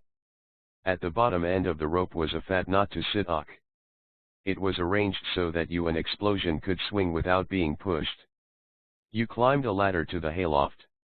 Then, holding the rope, you stood at the edge and looked down, and were scared and dizzy. Then you straddled the knot, so that it acted as a seat. Then you got up all your nerve, took a deep breath, and jumped. For a second you seemed to be falling to the barn floor far below, but then suddenly the rope would begin to catch you, and you would sail through the barn door going a mile a minute, with the wind whistling in your eyes and ears and hair. Then you would zoom upward into the sky, and look up at the clouds, and the rope would twist and you would twist and turn with the rope. Then you would drop down, down, down out of the sky and come sailing back into the BAM almost into the hayloft, then sail out again, not quite so far this time, then in again, not quite so high, then out again, then in again, then out, then in, and then you jump off and fall down and let somebody else try it. Mothers for miles around worried about Zuckerman's swing. They feared some child would fall off. But no child ever did. Children almost always hang on to things tighter than their parents think they will. Avery put the frog in his pocket and climbed to the hayloft. The last time I swung in this swing, I almost crashed into a BAM swallow, he yelled. Take that frog out, ordered Fern. 70 Charlotte's Web. Avery straddled the rope and jumped. He sailed out through the door, frog and all, and into the sky, frog and all. Then he sailed back into the barn. Your tongue is purple, screamed Fern. So is yours, cried Avery, sailing out again with the frog. I have hay inside my dress. It itches. Called Fern. Scratch it? Yelled Avery, as he sailed back. It's my turn, said Fern. Jump off. Fern's got the itch, sang Avery. When he jumped off, he threw the swing up to his sister. She shut her eyes tight and jumped. She felt the dizzy drop, then the supponing lift of the swing. When she opened her eyes she was looking up into the blue sky and was about to fly back through the door. They took turns for an hour. When the children grew tired of swinging, they went down toward the pasture and picked wild raspberries and ate them. Their tongues turned from purple to red. Fern bit into a raspberry that had a bad-tasting bug inside it, and got discouraged. Avery found an empty candy box and put his frog in it. The frog seemed tired after his morning in the swing. The children walked slowly up toward the barn. They, too, were tired and hardly had energy enough to walk. Let's build a tree house, suggested Avery. I want to live in a tree, with my frog. I'm going to visit Wilbur, Fern announced. They climbed the fence into the lane and walked lazily toward the pigpen. Wilbur heard them coming and got up. Avery noticed the spider web, and, coming closer, he saw Charlotte. Charlotte's Web. Hey, "Look at that big spider," he said. "It's tremendous." "Leave it alone," commanded Fern. "You've got a frog, isn't that enough?" "That's a fine spider and I'm going to capture it," said Avery. He took the cover off the candy box. Then he picked up a stick. "I'm going to knock that spider into this box," he said. Wilbur's heart almost stopped when he saw what was going on. This might be the end of Charlotte if the boy succeeded in catching her. "You stop it, Avery," cried Fern. Avery put one leg over the fence of the pigpen. He was just about to raise his stick to hit Charlotte when he lost his balance. He swayed and toppled and landed on the edge of Wilbur's trough. The trough tipped up and then came down with a slap. The goose egg was right underneath. There was a dull explosion as the egg broke, and then a horrible smell. Fern screamed. Avery jumped to his feet. The air was filled with the terrible gases and smells from the rotten egg. Templeton, who had been resting in his home, scuttled away into the barn. "Good night," screamed Avery. "Good night? What a stink. Let's get out of here." Fern was crying. She held her nose and ran toward the house. Avery ran after her, holding his nose. An explosion. 73. Charlotte felt greatly relieved to see him go. It had been a narrow escape. Later on that morning, the animals came up from the pasture: the sheep, the lambs, the gander, the goose, and the 7 goslings. There were many complaints about the awful smell, and Wilbur had to tell the story over and over again, of how the arable boy had tried to capture Charlotte, and how the smell of the broken egg drove him away just in time. "It was that rotten goose egg that saved Charlotte's life," said Wilbur. The goose was proud of her share in the adventure. 74. Charlotte's Web. "I'm delighted that the egg never hatched," she bled. Templeton, of course, was miserable over the loss of his beloved egg. But he couldn't resist boasting. "It pays to save things," he said in his surly voice. "A rat never knows when something is going to come in handy. I never throw anything away." "Well," said one of the lambs, "this whole business is all well and good for Charlotte, but what about the rest of us? The smell is unbearable. Who wants to live in a barn that is perfumed with rotten egg?" "Don't worry, you'll get used to it," said Templeton. He sat up and pulled wisely at his long whiskers, then crept away to pay a visit to the dump. When Lurvy showed up at lunchtime carrying a pail of food for Wilbur, he stopped Sean a few paces from the pigpen. He sniffed the air and made a face. "What in thunder?" he said. Setting the pail down, he picked up the stick that Avery had dropped and pried the trough up. "Rats," he said. "Phew. I might ha' known a rat would make a nest under this trough. How I hate a rat." And Lurvy dragged Wilbur's trough across the yard and kicked some dirt into the rat's nest, burying the broken egg and all Templeton's other possessions. Then he picked up the pail. Wilbur stood in the trough, drooling with hunger. Lurvy poured. The slops ran an explosion. 75 creamily down around the pig's eyes and ears. Wilbur grunted. He gulped and sucked and gulped, making swishing and swooshing noises, anxious to get everything at once.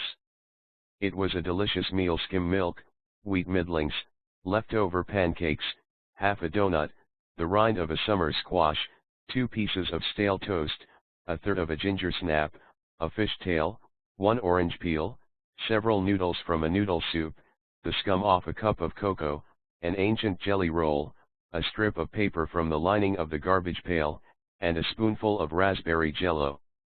Wilbur ate heartily. He planned to leave half a noodle and a few drops of milk for Templeton. Then he remembered that the rat had been useful in saving Charlotte's life, and that Charlotte was trying to save his life. So he left a whole noodle, instead of a half. Now that the broken egg was buried, the air cleared and the barn smelled good again. The afternoon passed, and evening came. Shadows lengthened. The cool and kindly breath of evening entered through doors and windows. Astride her web, Charlotte sat moodily eating a horsefly and thinking about the future. After a while she bestirred herself. She descended to the center of the web and there she began to cut some of her lines. She worked slowly but steadily while the other creatures drowsed. None of the others, not even the goose, noticed that she was Charlotte's Web at work. Deep in his soft bed, Wilbur snoozed. Over in their favorite cummer, the goslings whistled a night song. Charlotte tore quite a section out of her web, leaving an open space in the middle. Then she stained weaving something to take the place of the threads she had removed. When Templeton got back from the dump, around midnight, the spider was still at work. Chapter 11. The miracle. The next day was foggy.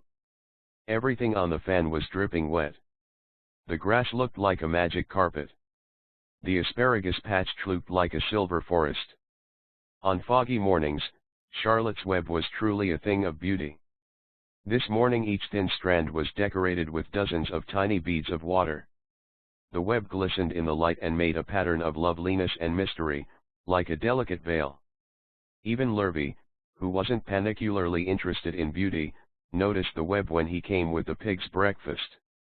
He noted how clearly it showed up and he noted how big and carefully built it was. And then he took another look and he saw something that made him set his pail down. There, in the center of the web, neatly woven in block letters, was a message. It said, "Some pig." Lurvy felt weak. He brushed his hand across his eyes and stared harder at Charlotte's Web. 77. "I'm seeing things," he whispered. He dropped to his knees and uttered a short prayer. Then, forgetting all about Wilbur's breakfast, he walked back to the house and called Mr. Zuckerman. "I think you'd better come down to the pigpen," he said. "V hat's the trouble?" asked Mr. Zuckerman. "Anything wrong with the pig?" "And not exactly," said Lurvy. "Come and see for yourself." The miracle. 79. The two men walked silently down to Wilbur's yard. Lurvy pointed to the spider's web. "Do you see what I see?" he asked. Zuckerman stared at the writing on the web. Then he murmured the word "some pig." Then he looked at Lurvy. Then they both began to tremble. Charlotte, sleepy after her night's exercise, smiled as she watched. Wilbur came and stood directly under the web. "Some pig," muttered Lurvy in a low voice. "Some pig," whispered Mr. Zuccanis. They stared and stared for a long time at Wilbur. Then they stared at Charlotte. "You don't suppose that spider," began Mr. Zuccanis, but he shook his head and didn't finish the sentence. Instead, he walked solemnly back up to the house and spoke to his wife. "Edith, something has happened," he said, in a weak voice. He went into the living room and sat down, and Mrs. Zuckerman followed. "I've got something to tell you, Edith," he said. "You better sit down." Mrs. Zuccanis sank into a chair. She looked pale and frightened. "Edith," he said, trying to keep his voice steady, "I think you had best be told that we have a very unusual pig." So Charlotte's Web. A look of complete bewilderment came over Mrs. Zuckerman's face. "Homer Zuckerman, what in the world are you talking about?" she said. "This is a very serious thing, Edith," he replied. "Our pig is completely out of the ordinary." "What's unusual about the pig?" asked Mrs. Zuckerman, who was beginning to recover from her scare. "Well, I don't really know yet," said Mr. Zuckerman. "But we have received a sign, Edith, a mysterious sign. A miracle has happened on this farm. There is a large spider's web in the doorway of the barn cellar, right over the pig pen, and when Lurvy went to feed the pig this morning, he noticed the web because it was foggy, and you know how a spider's web looks very distinct in a fog. And right spang in the middle of the web there were the words "some pig." The words were woven right into the web. They were actually part of the web, Edith. I know, because I have been down there and seen them. It says, "some pig," just as clear can be. There can be no mistake about it. A miracle has happened and a sign has occurred here on earth, right on our farm, and we have no ordinary pig. Well, said one /FRS Zuckerman, "It seems to me you're a little off." "It seems to me we have no ordinary spider." "The miracle? Oh, no," said Zuckerman. "It's the pig that's unusual. It says so, right there in the middle of the web." "Maybe so," said Mrs. Zuckerman. "Just the same, I intend to have a look at that spider." "It's just a common gray spider," said Zuckerman. They got up, and together they walked down to Wilbur's yard. "You see, Edith. It's just a common gray spider." Wilbur was pleased to receive so much attention. Lurvy was still standing there, and Mr. and Mrs. Zuckerman, all three, stood for about an hour, reading the words on the web over and over, and watching Wilbur. Charlotte was delighted with the way her trick was working. She sat without moving a muscle, and listened to the conversation of the people. When a small fly blundered into the web, just beyond the word pig, Charlotte dropped quickly down, rolled the fly up, and carried it out of the way. After a while the fog lifted. The web dried it and the words didn't show up so plainly. The Zuckermans and Lurvy walked back to the house. Just before they left the pigpen, Mr. Zuckerman took one last look at Wilbur. "You know," he said, in an imponent voice, "I've thought all along that that pig of ours was an extra good one. He's a solid pig. That pig is as solid as they come. 82 Charlotte's Web. You notice how solid he is around the shoulders, Lurvy?" "Sure. Sure I do," said Lurvy. "I've always noticed that pig. He's quite a pig. He's long, and he's smooth," said Zuckerman. "That's right," agreed Lurvy. "He's as smooth as they come. He's some pig." When Mr. Zuccanis got back to the house, he took off his work clothes and put on his best suit. Then he got into his car and drove to the minister's house. He stayed for an hour and explained to the minister that a miracle had happened on the farm. "So far," said Zuckerman, "only 4 people on earth know about this miracle: myself, my wife Edith, my hired man Lurvy, and you." "Don't tell anybody else," said the minister. "We don't know what it means yet, but perhaps if I give thought to it, I can explain it in my sermon next Sunday. There can be no doubt that you have a most unusual pig. I intend to speak about it in my sermon and point out the fact that this community has been visited with a wondrous animal. By the way, does the pig have a name?" "Why, yes," said Mr. Zuckerman. "My little niece calls him Wilbur. She's a rather queer child full of the miracle notions. She raised the pig on a bottle and I bought him from her when he was a month old." He shook hands with the minister, and left. Secrets are hard to keep. Long before Sunday came, the news spread all over the county. Everybody knew that a sign had appeared in a spider's web on the Zuckerman place. Everybody knew that the Zuckermans had a wondrous pig. People came from miles around to look at Wilbur and to read the words on Charlotte's Web. The Zuckermans' driveway was full of cars and trucks from morning till night: Fords and Chevys and Buick Roadmasters and GMC pickups and PLYM Charlotte's Web outs and Studebakers and Packards and DeSotos with gyromatic transmissions and Oldsmobiles with rocket engines and Jeep station wagons and Pontiacs. The news of the wonderful pig spread clear up into the hills, and farmers came rattling down in buggies and buckboards, to stand hour after hour at Wilbur's pen admiring the miraculous animal. All said they had never seen such a pig before in their lives. When Fern told her mother that Avery had tried to hit the Zuckerman's spider with a stick, Mrs. Arable was so shocked that she sent Avery to bed without any supper, as punishment. In the days that followed, Mr. Zuckerman was so busy entertaining visitors that he neglected his farm work. He wore his good clothes all the time, now got right into them when he got up in the morning.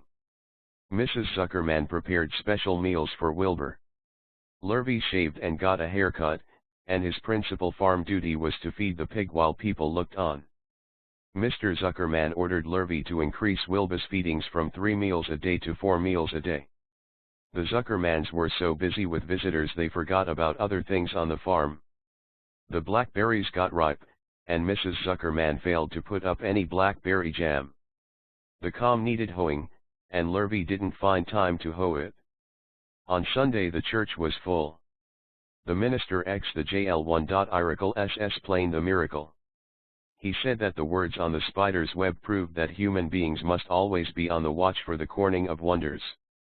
All in all, the Zuccanan's pigpen was the center of attraction. Fern was happy, for she felt that Charlotte's trick was working and that Wilbur's life would be saved. But she found that the BAM was not nearly as pleasant to many people.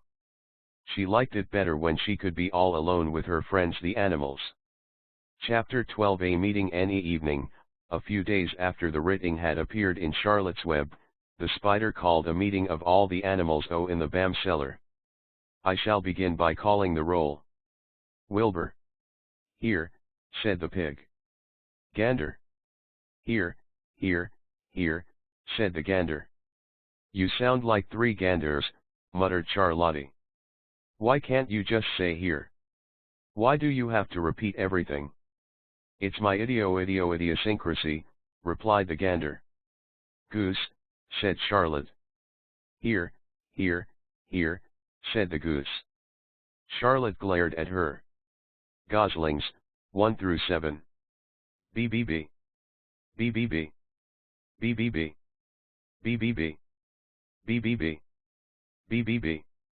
BBB, said the goslings. This is getting to be quite a meeting, said Charlotte. 86. A meeting. Anybody would think we had 3 ganders, 3 geese, and 21 goslings. Sheep. Hee, answered the sheep all together. Lambs. Hee, answered the lambs all together. Templeton. No answer. Templeton. No answer.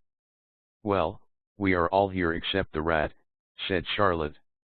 I guess we can proceed without him. Now, all of you must have noticed what's been going on around here the last few days. The message I wrote in my web, praising Wilbur, has been received. The Zuckermans have fallen for it, and so has everybody else. Zuckerman thinks Wilbur is an unusual pig, and therefore he won't want to kill him and eat him. I dare say my trick will work and Wilbur's life can be saved. Hooray, cried everybody. Thank you very much, said Charlotte. Now I called this meeting in order to get suggestions. I need new ideas for the web. People are already getting sick of reading the word some pig. If anybody can think of another message, or remark, I'll be glad to weave it into the web. Any suggestions for a new slogan? How about Pig Supreme, asked one of the lambs. No good, said Charlotte. It sounds like a rich dessert. How about terrific, terrific, terrific, asked the goose. Cut that down to 1 terrific and it will do very a meeting nicely, said Charlotte. I think terrific might impress Zuckerman. But Charlotte, said Wilbur, I'm not terrific. That doesn't make a particle of difference, replied Charlotte. Not a particle. People believe almost anything they see in print. Does anybody here know how to spell terrific? I think, said the gander, it's TEERRRRRIFFFICC. What kind of an acrobat do you think I am, said Charlotte in disgust. I would have to have St. Vitus's dance to weave a word like that into my web. Sorry, sorry, sorry, said the gander. Then the oldest sheep spoke up. I agree that there should be something new written in the web if Wilbur's life is to be saved. And if Charlotte needs help in finding words, I think she can get it from our friend Templeton. The rat visits the dump regularly and has access to old magazines. He can tear out bits of advertisements and bring them up here to the barn cellar, so that Charlotte can have something to copy. Good idea, said Charlotte. But I'm not sure Templeton will be willing to help. You know how he is always looking out for himself, never thinking of the other fellow. I bet I can get him to help, said the old sheep. I'll Charlotte's web appeal to his baser instincts, of which he has plenty. Here he comes now. Everybody keep quiet while I put the matter up to him. The rat entered the barn the way he always did, creeping along close to the wall. What's up? He asked, seeing the animals assembled. "We're holding a directors' meeting," replied the old sheep. "Well, break it up," said Templeton. "Meetings bore me." And the rat began to climb a rope that hung against the wall. "Look," said the old sheep, "next time you go to the dump, Templeton, bring back a clipping from a magazine. Charlotte needs new ideas so she can write messages in her web and save Wilbur's life." "Let him die," said the rat. "I should worry." "You'll worry all right when next winter comes," said the sheep. "You'll worry all right on a zero morning next January when Wilbur is dead and nobody comes down here with a nice pail of warm slops to pour into the trough. Wilbur's leftover food is your chief source of supply, Templeton. You know that. Wilbur's food is your food, therefore Wilbur's destiny and your destiny are closely linked. If Wilbur is killed and his trough stands empty day after day, you'll grow so thin we can look right through your stomach and see objects on the other side." A meeting Templeton's whiskers quivered. "Maybe you're right," he said gruffly. "I'm making a trip to the dump tomorrow afternoon. I'll bring back a magazine clipping if I can find one." "Thanks," said Charlotte. "The meeting is now adjourned. I have a busy evening ahead of me. I've got to tear my web apart and write terrific." Wilbur blushed. "But I'm not terrific, Charlotte. I'm just about average for a pig." "You're terrific as far as I'm concerned," replied Charlotte, sweetly, "and that's what counts. You're my best friend, and I think you're sensational. Now stop arguing and go get some sleep."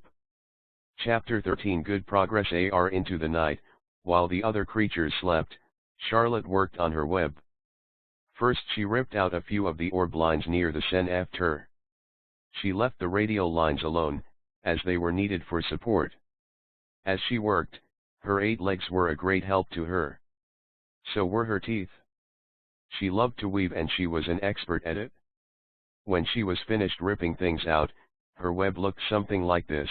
Good progress 93. A spider can produce several kinds of thread. She uses a dry, tough thread for foundation lines, and she uses a sticky thread for snare lines, the ones that catch and hold insects. Charlotte decided to use her dry thread for writing the new message. "If I write the word terrific with sticky thread," she thought, "every bug that comes along will get stuck in it and spoil the effect. Now let's see, the first letter is T." Charlotte climbed to a point at the top of the left-hand side of the web. Swinging her spinnerets into position, she attached her thread and then dropped down. As she dropped, her spinning tubes went into action and she let out thread. At the bottom, she attached the thread. This formed the upright part of the letter T. Charlotte was not satisfied, however. She climbed up and made another attachment, right next to the first. Then she carried the line down, so that she had a double line instead of a single line. "It will show up better if I make the whole thing with double lines." She climbed back up, moved over about an inch to the left, touched her spinnerets to the web, and then carried a line across to the right, forming the top of the T. She repeated this, making it double. Her 8 legs were very busy helping. Now for the E. Charlotte got so interested in her work, she began to 94 Sparlot's web talk to herself, as though to cheer herself on. If you had been sitting quietly in the barn cellar that evening, you would have heard something like this. Now for the R. Up we go. Attach. Descend. Payout line. Whoa. Attach. Good. Up you go. Repeat. Attach. Descend. Payout line. Whoa, girl. Steady now. Attach. Climb. Attach. Over to the right. Payout line. Attach. Now right and down and swing that loop and around and around. Now into the left. Attach. Climb. Repeat. Okay. Easy, keep those lines together. Now, then, out, and do \VN for the leg of the R. Payout line. Whoa. Attach. Ascend. Repeat. Good girl. And so, talking to herself, the spider worked at her difficult task. When it was completed, she felt hungry. She ate a small bug that she had been saving. Then she slept. Next morning, Wilbur arose and stood beneath the web. He breathed the morning air into his lungs. Drops of dew, catching the sun, made the web stand out clearly. When Lurvy arrived with breakfast, there was the handsome pig, and over him, woven neatly in block letters, was the word terrific. Another miracle. Lurvy rushed and called Mr. Zuckerman. Mr. Zuckerman rushed and called Mrs. Zuckerman. Mrs. Zuckerman ran to the phone and called the Arables. The Arables climbed into their truck and hurried over Charlotte's web. Everybody stood at the pig pen and stared at the web and read the word, over and over, while Wilbur, who really felt terrific, stood quietly swelling out his chest and swinging his snout from side to side. Terrific, breathed Zuckerman, in joyful admiration. Edith, you better phone the reporter on the Weekly Chronicle and tell him what has happened. He will want to know about this. He may want to bring a photographer. There isn't a pig in the whole state that is as terrific as our pig. The news spread. People who had journeyed to see Wilbur when he was some pig came back again to see him now that he was terrific.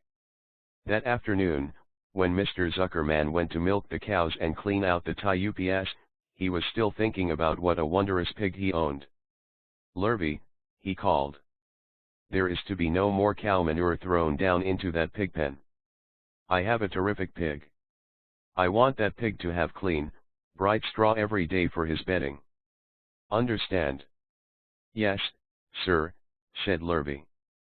Furthermore, said Mr. Zuckerman, I want you to start building a crate for Wilbur. I have decided to take the pig to the county fair on September 6th.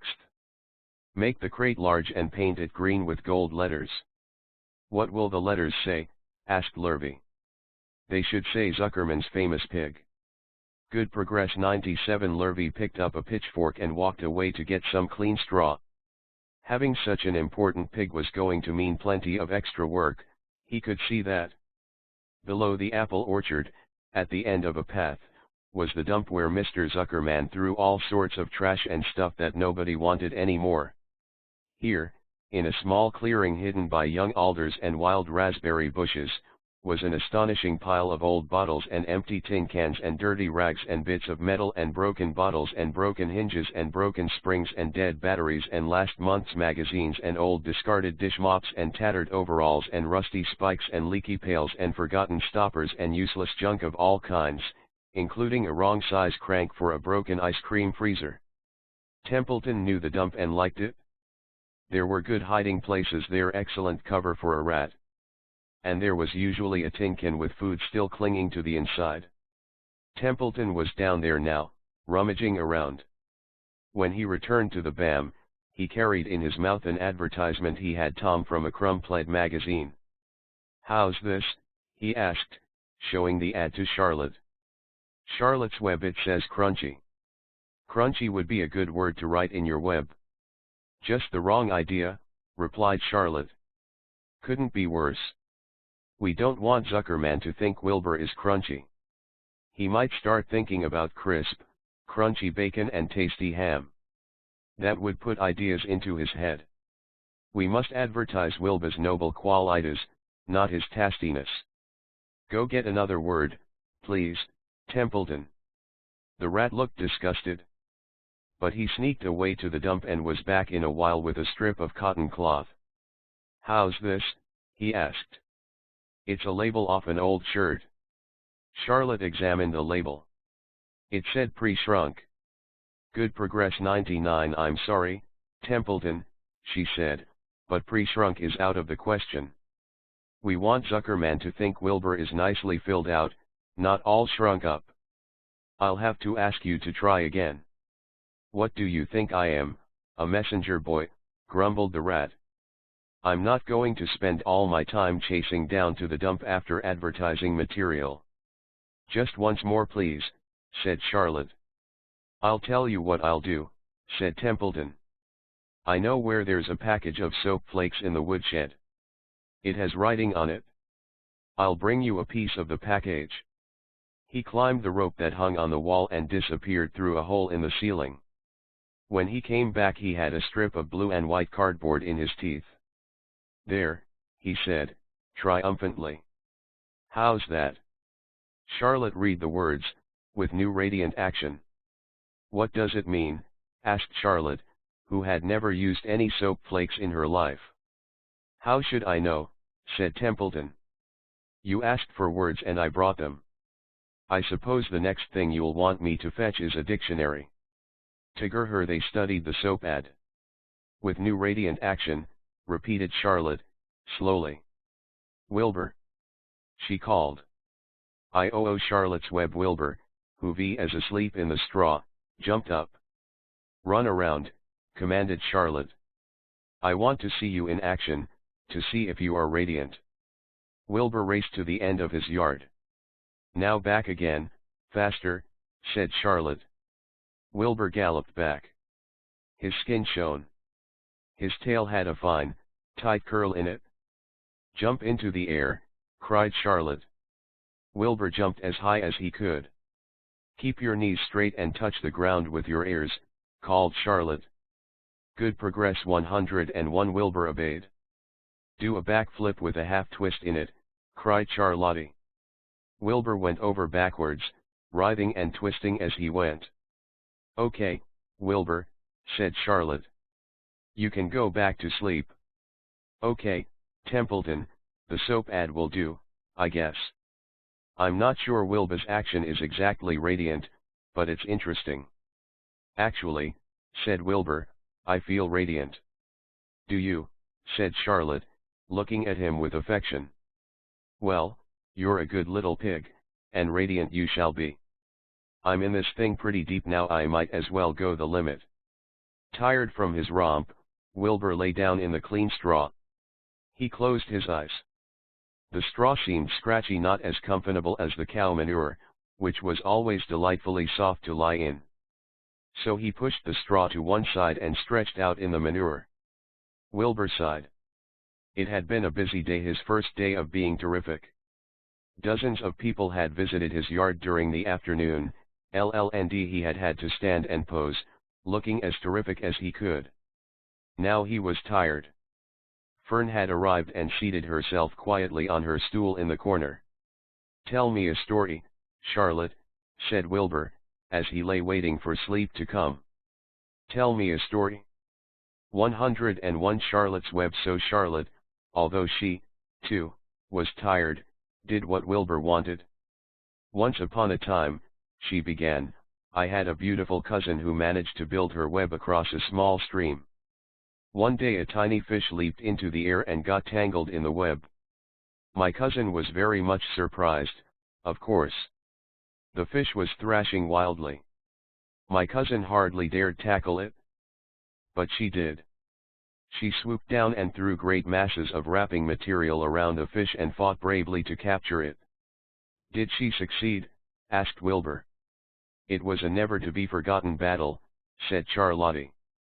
"There was the fish, caught only by one fin, and its tail wildly thrashing and shining in the sun. Their good progress 103 was the web, sagging dangerously under the weight of the fish." "How much did the fish weigh?" asked Wilbur eagerly. "I don't know," said Charlotte. "There was my cousin, slipping in, dodging out, beaten mercilessly over the head by the wildly thrashing fish, dancing in, dancing out, throwing her threads and fighting hard. First she threw a left around the tail. The fish lashed back. Then a left to the tail and a right to the midsection. The fish lashed back. Then she dodged to one side and threw a right, and another right to the fin. Then a hard left to the head, while the web swayed and stretched." "Then what happened?" asked Wilbur. "Nothing," said Charlotte. "The fish lost the fight. My cousin wrapped it up so tight it couldn't budge." "Then what happened?" asked Wilbur. "Nothing," said Charlotte. "My cousin kept the fish for a while, and then, when she got good and ready, she ate it." "Tell me another story," begged Wilbur. So Charlotte told him about another cousin of hers who was an aeronaut. "What is an aeronaut?" asked Wilbur. "A balloonist," said Charlotte.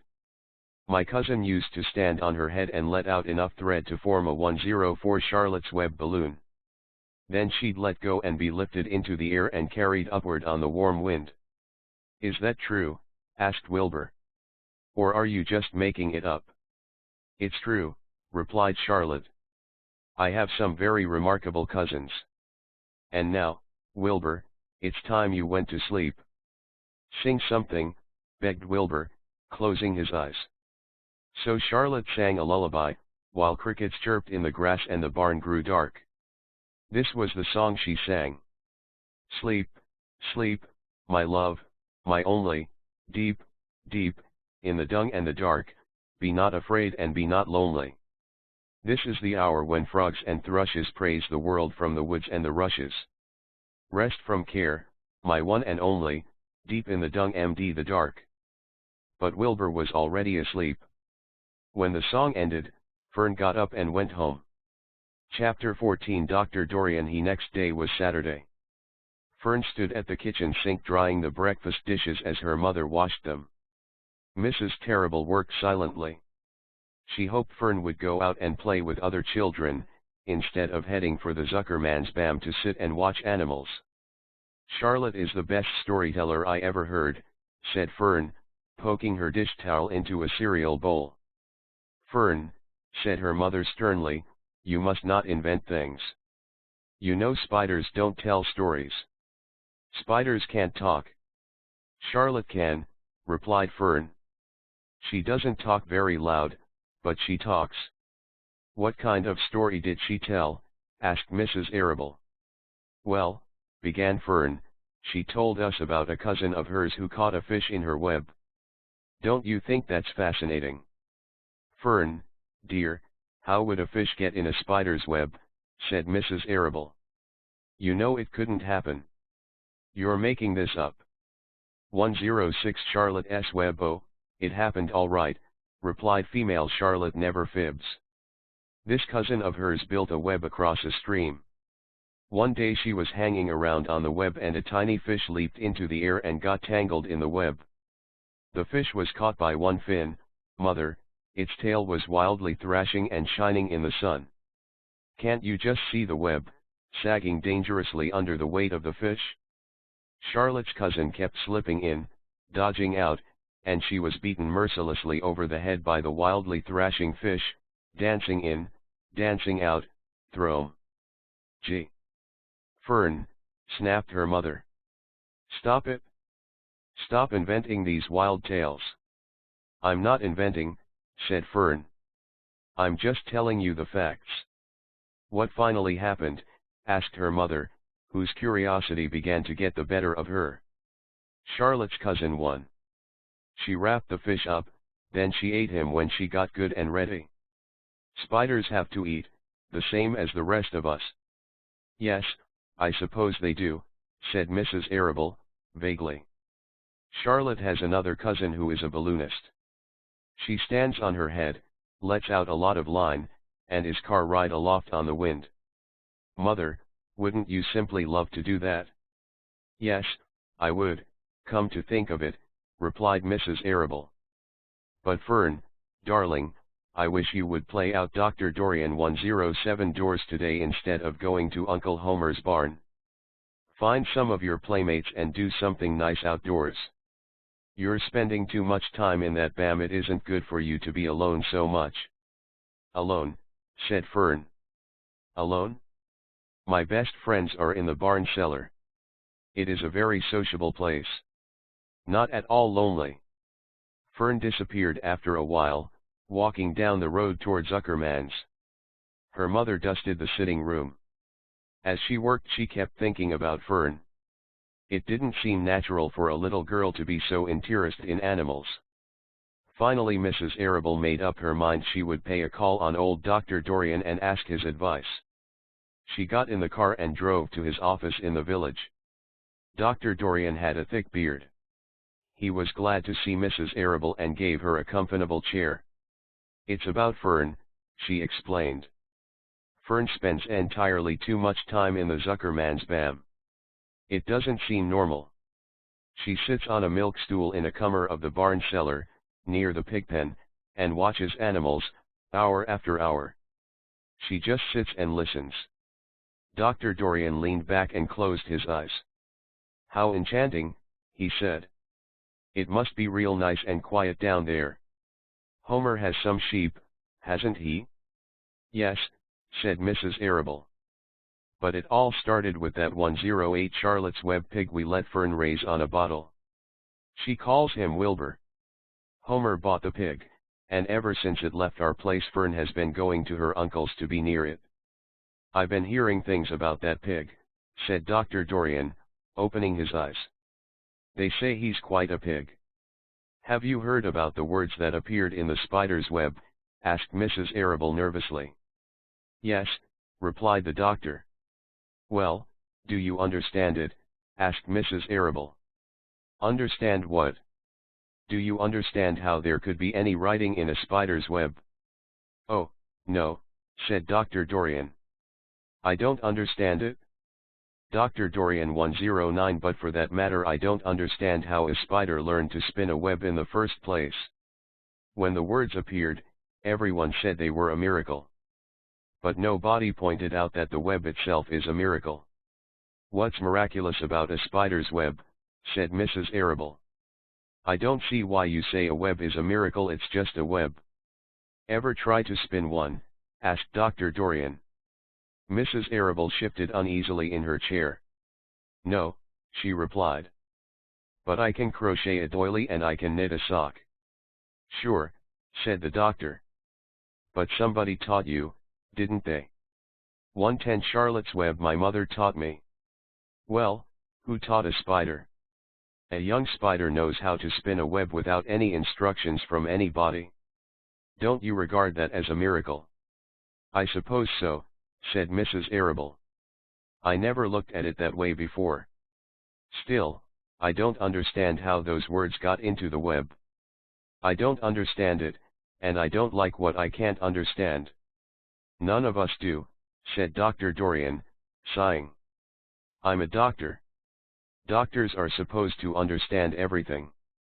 But I don't understand everything, and I don't intend to let it worry me."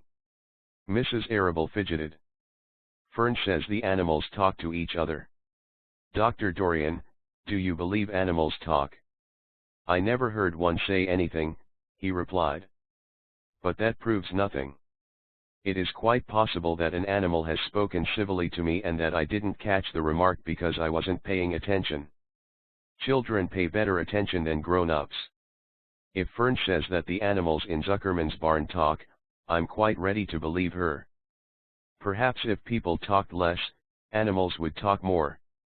People are incessant talkers, I can give you my word on that." "Well, I feel better about Fern," said Mrs. Arable. "You don't think I need worry about her?" "Does she look well?" asked the doctor. "Oh, yes." Dr. Dorian ill appetite good. "Oh, yes, she's always hungry." "Sleep well at night?" "Oh, yes." "Then don't worry," said the doctor. "Do you think she'll ever start thinking about something besides pigs and sheep and geese and spiders?" "How old is Fern?" "She's 8. "Well," said Dr. Dorian, "I think she will always love animals. But I doubt that she spends her entire life in Homer Zuckerman's BAM cellar.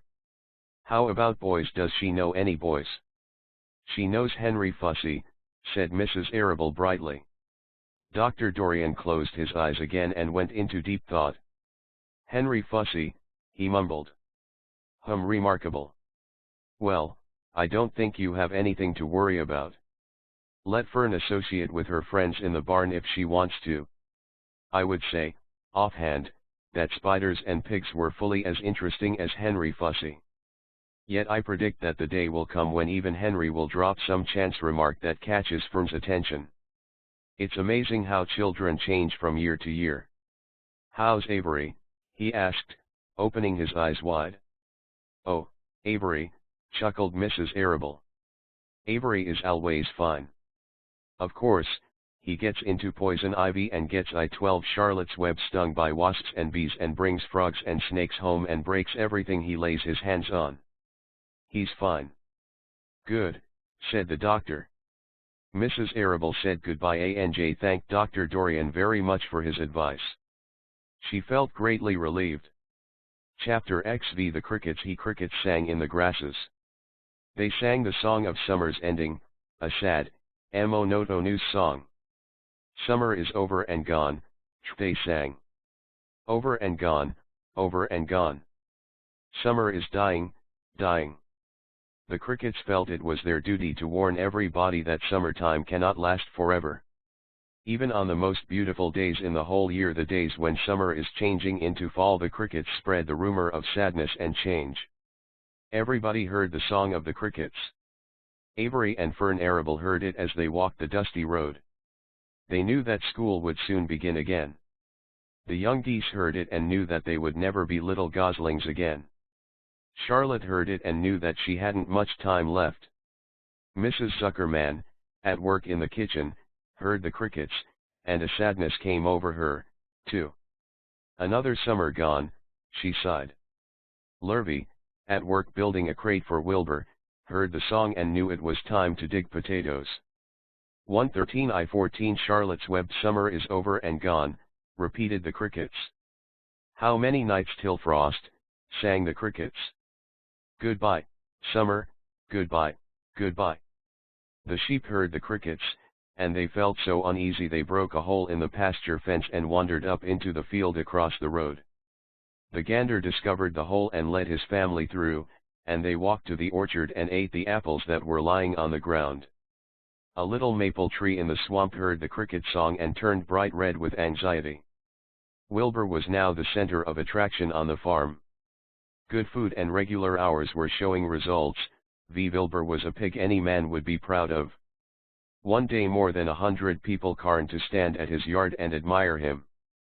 Charlotte had written the word radiant, and Wilbur really looked radiant as he stood in the golden sunlight.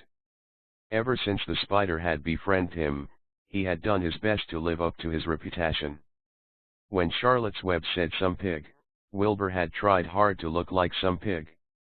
When Charlotte's Web said terrific, Wilbur had tried to look terrific. And now that the Web said radiant, he did everything possible to make himself glow. It is not easy to look radiant, but Wilbur threw himself into it with a will. He would turn his head slightly and blink his long eyelashes. Then he would breathe deeply. And when his audience grew bored, he would the crickets spring into the air and do a backflip with a half twist. At this the crowd would yell and cheer. How's that for a pig? Mr. Zuckerman would ask, well pleased with himself. That pig is radiant. Some of Wilbur's friends in the barn worried for fear all this attention would go to his head and make him stuck up. But it never did. Wilbur was modest, fame did not spoil him. He still worried some about the future, as he could hardly believe that a mere spider would be able to save his life. Sometimes at night he would have a bad dream. He would dream that men were coming to get him with knives and guns. But that was only a dream. In the daytime, Wilbur usually felt happy and confident. No pig ever had truer friends, and he realized that friendship is one of the most satisfying things in the world. Even the song of the crickets did not make Wilbur too sad. He knew it was almost time for the county fair, and he was looking forward to the trip.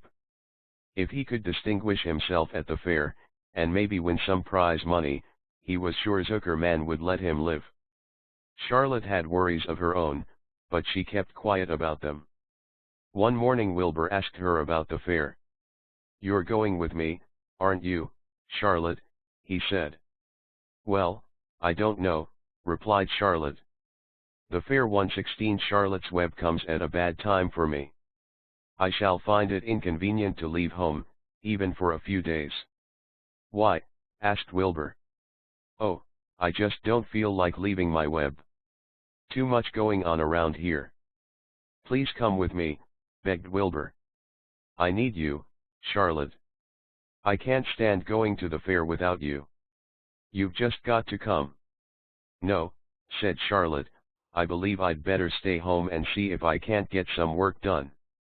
What kind of work? Asked Wilbur. Egg laying. It's time I made an egg sack and filled it with eggs. I didn't know you could lay eggs, said Wilbur in amazement. Oh, sure, said the spider. I'm versatile. What does versatile mean, full of eggs? Asked Wilbur. Certainly not, said Charlotte. Versatile means I can turn with ease from one thing to another. It means I don't have to limit my activities to spinning and trapping and stunts like that. Why don't you come with me to the fairgrounds and lay your eggs there? Pleaded Wilbur. It would be wonderful fun. Charlotte gave her web a twitch and moodily watched it sway. I'm afraid not, she said. You don't the crickets I7 know the first thing about egg laying, Wilbur. I can't arrange my family duties to suit the management of the county fair. When I get ready to lay eggs, I have to lay eggs, fair or no fair. However, I don't want you to worry about it, you might lose weight. We'll leave it this way, I'll come to the fair if I possibly can. Oh, good, said Wilbur. I knew you wouldn't forsake me just when I need you most. All that day Wilbur stayed inside, taking life easy in the straw. Charlotte rested and ate a grasshopper. She knew that she couldn't help Wilbur much longer. In a few days she would have to drop everything and build the beautiful little sack that would hold her eggs. Chapter X6 Off to the fair. The night before the county fair, everybody went to bed early. Fern and Avery were in bed by 8. Avery lay dreaming that the Ferris wheel had stopped and that he was in the top car. Fern lay dreaming that she was getting sick in the swings. Lurvy was in bed by 8:30. He lay dreaming that he was throwing baseballs at a cloth cat and winning a genuine Navajo blanket. Mr. and Mrs. Zuckerman were in bed by 9. Mrs. Zuckerman lay dreaming about a deep freeze unit. Mr. Zuckerman lay 118 off to the fair I-19 dreaming about Wilbur. He dreamt that Wilbur had grown until he was 116 feet long and 92 feet high, and that he had won all the prizes at the fair and was covered with blue ribbons and even had a blue ribbon tied to the end of his tail. Down in the barn cellar, the animals, too, went to sleep early, all except Charlotte. Tomorrow would be fair day. Every creature planned to get up early to see Wilbur off on his great adventure. When morning came, everybody got up at daylight. The day was hot. Up the road at the Arable's house, Fern lugged a pail of hot water to her room and took a sponge bath. Then she put on her prettiest dress because she knew she would see boys at the fair. Mrs. Arable scrubbed the back of Avery's neck, and wet his hair, and parted it, and brushed it down hard till it stuck to the top of his head, all but about 6 hairs that stood straight up. Avery put on clean underwear, clean blue jeans, and a clean shirt. Mr. Arable dressed, ate breakfast, and then went out and polished his truck. He had offered to drive everybody to the fair, including Wilbur. Bright and early, Lurvy put clean straw in Wilbur's crate and lifted it into the pigpen. The crate was green. In gold letters it said, Zuckerman's famous pig 120 Charlotte's web. Charlotte had her web looking fine for the occasion. Wilbur ate his breakfast slowly. He tried to look radiant without getting food in his ears. In the kitchen, Mrs. Zuckerman suddenly made an announcement. Homer, she said to her husband, I am going to give that pig a buttermilk bath. A what? Said Mr. Zuckerman. A buttermilk bath. My grandmother used to bathe her pig with buttermilk when it got dirty, one just remembered. Wilbur's not dirty, said Mr. Zuckerman proudly. He's filthy behind the ears, said Mrs. Zuckerman. Every time Lurvy slops him, the food runs down around the ears. Then it dries and forms a crust. He also has a smudge on one side where he lays in the manure. He lays in clean straw, corrected Mr. Zuckerman. Well, he's dirty, and he's going to have a bath. Mr. Zuckerman sat down weakly and ate a donut. His wife went to the woodshed. When she returned, she wore rubber boots and an old raincoat, and she carried a bucket of buttermilk and a small wooden paddle. Edith, you're crazy, mumbled Zuckerman. but she paid no attention to him. Together they walked to the pigpen. Mrs. Zuckerman wasted no time. She climbed in with Wilbur and went to work. Dip off to the fair eye to eye ping her paddle in the buttonilk, she rubbed him all over. The geese gathered around to see the fun, and so did the sheep and lambs. Even Templeton poked his head out cautiously, to watch Wilbur get a buttermilk bath. Charlotte got so interested, she lowered herself on a dragline so she could see better. Wilbur stood still and closed his eyes. He could feel the buttermilk trickling down his sides.